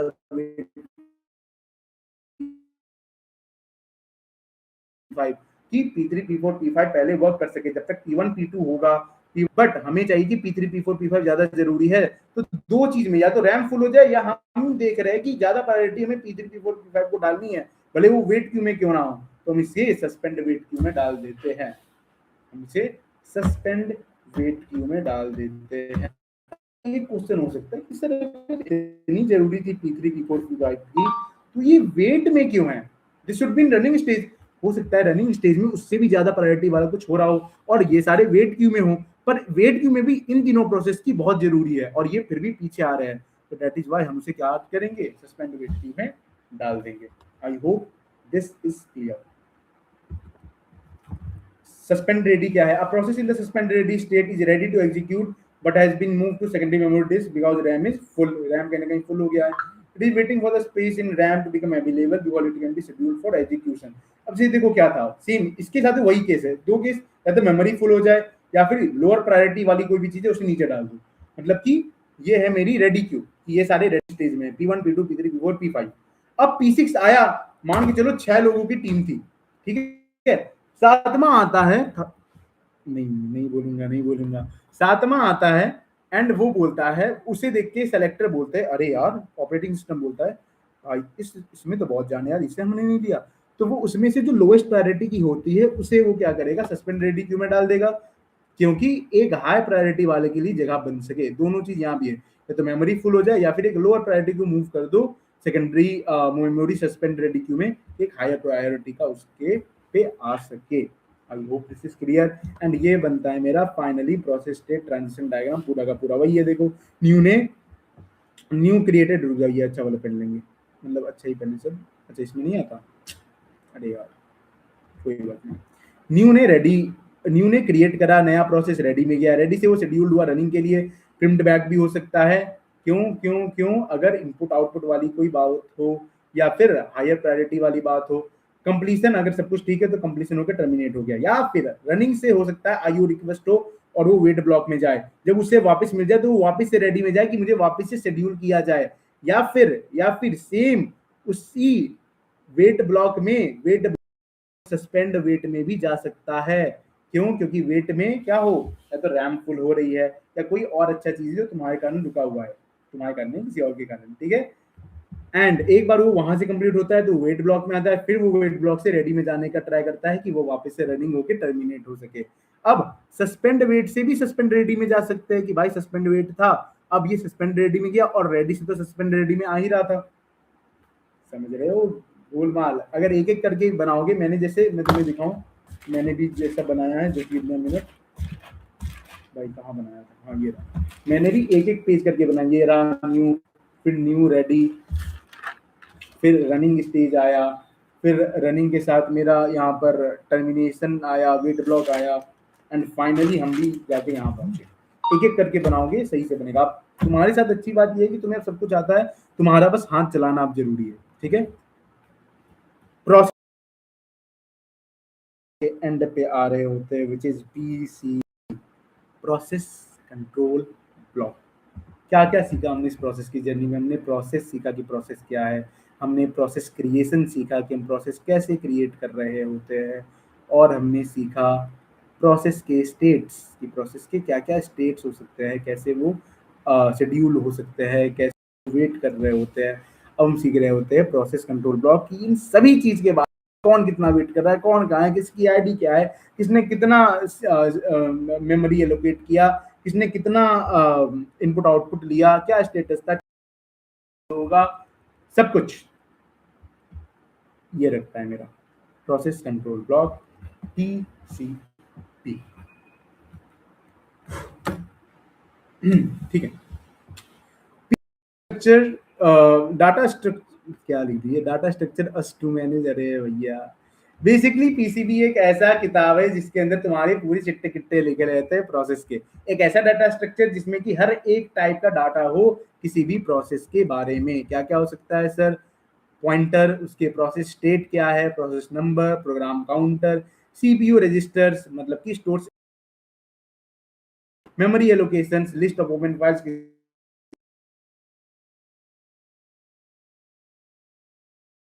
जहां PCB आई है बना देना, number पाओगे अच्छे, ठीक है। डेफिनेशन से भाई प्रोसेस आईडी का यूनिक फुल आइडेंटिफायर, कोई ऐसा आइडेंटिफायर जो कि यूनिक हो। प्रोसेस स्टेट अभी देखे करंट स्टेट जो भी हो तुम्हारा, वो रेडी हो, रनिंग हो, वेटिंग हो, टर्मिनेशन हो या कुछ भी हो। Program counter address of next instruction to execute, ये तो भूलो मत भाई, कोवा से पढ़ते आ रहे हो, सीओए से। काउंटर वो है पीसी की नेक्स्ट इंस्ट्रक्शन क्या होगा, ये भी कहीं ना कहीं पीसीबी को जरूरी है कि अब इस प्रोसेस के बाद, ये प्रोसेस अब इस पॉइंट के बाद कहां पर क्या इंस्ट्रक्शन नेक्स्ट फॉलो कर रहा होगा। CPU registers stores process specific register values, ठीक है। Memory management info details like base and limit registers, page tables, जब तुम आगे पेजिंग ये सब पढ़ोगे तो वहां पर और बेहतर समझ आएगा। शेड्यूलिंग इन्फो, प्रायोरिटी शेड्यूलिंग, मतलब कि वो प्रायोरिटी का है, वो शेड्यूलिंग का है, शेड्यूलिंग क्यू का है, पॉइंटर्स का है, किस चीज का है। And at last input output status, कि भाई उसे इनपुट आउटपुट डिवाइसेस क्या एलोकेट हुई है, क्या एलोकेट हुआ है, वगैरह वगैरह। थोड़ी एनर्जी कम हो रही है, so sorry. PCB process control block, the OS uses the PCB to perform the context switching. भाई कॉन्टेक्स्ट स्विचिंग बहुत कैरी चीज है, अभी देख रहे होंगे हम। Context switching and manage process effectively, the process table keeps list of all active processes, सारे के सारे एक्टिव प्रोसेस उसमें होते हैं जो कि पीसीबी होल्ड करता है अपने में। द पीसीबी का why PCB help us, PCB enables smooth process switching, effective multitasking and efficient resource allocation. भाई सीधी सी बात है, जितना अच्छा डॉक्यूमेंटेशन होगा, जितना अच्छा प्रोसेस का होगा, मान लो P1 है, चाहिए होंगे उससे ये शेड्यूल टाइमिंग होगा और उसका ये फाइल चाहिए होगा, तो हमें कहीं ना कहीं बहुत इफेक्टिव वे में हम उसको रिसोर्स एलोकेट कर सकते हैं, मल्टीटास्किंग देख सकते हैं। और अब ये चीज ध्यान से देखना, this is context switching, one of the most used है कॉन्टेक्स्ट स्विचिंग।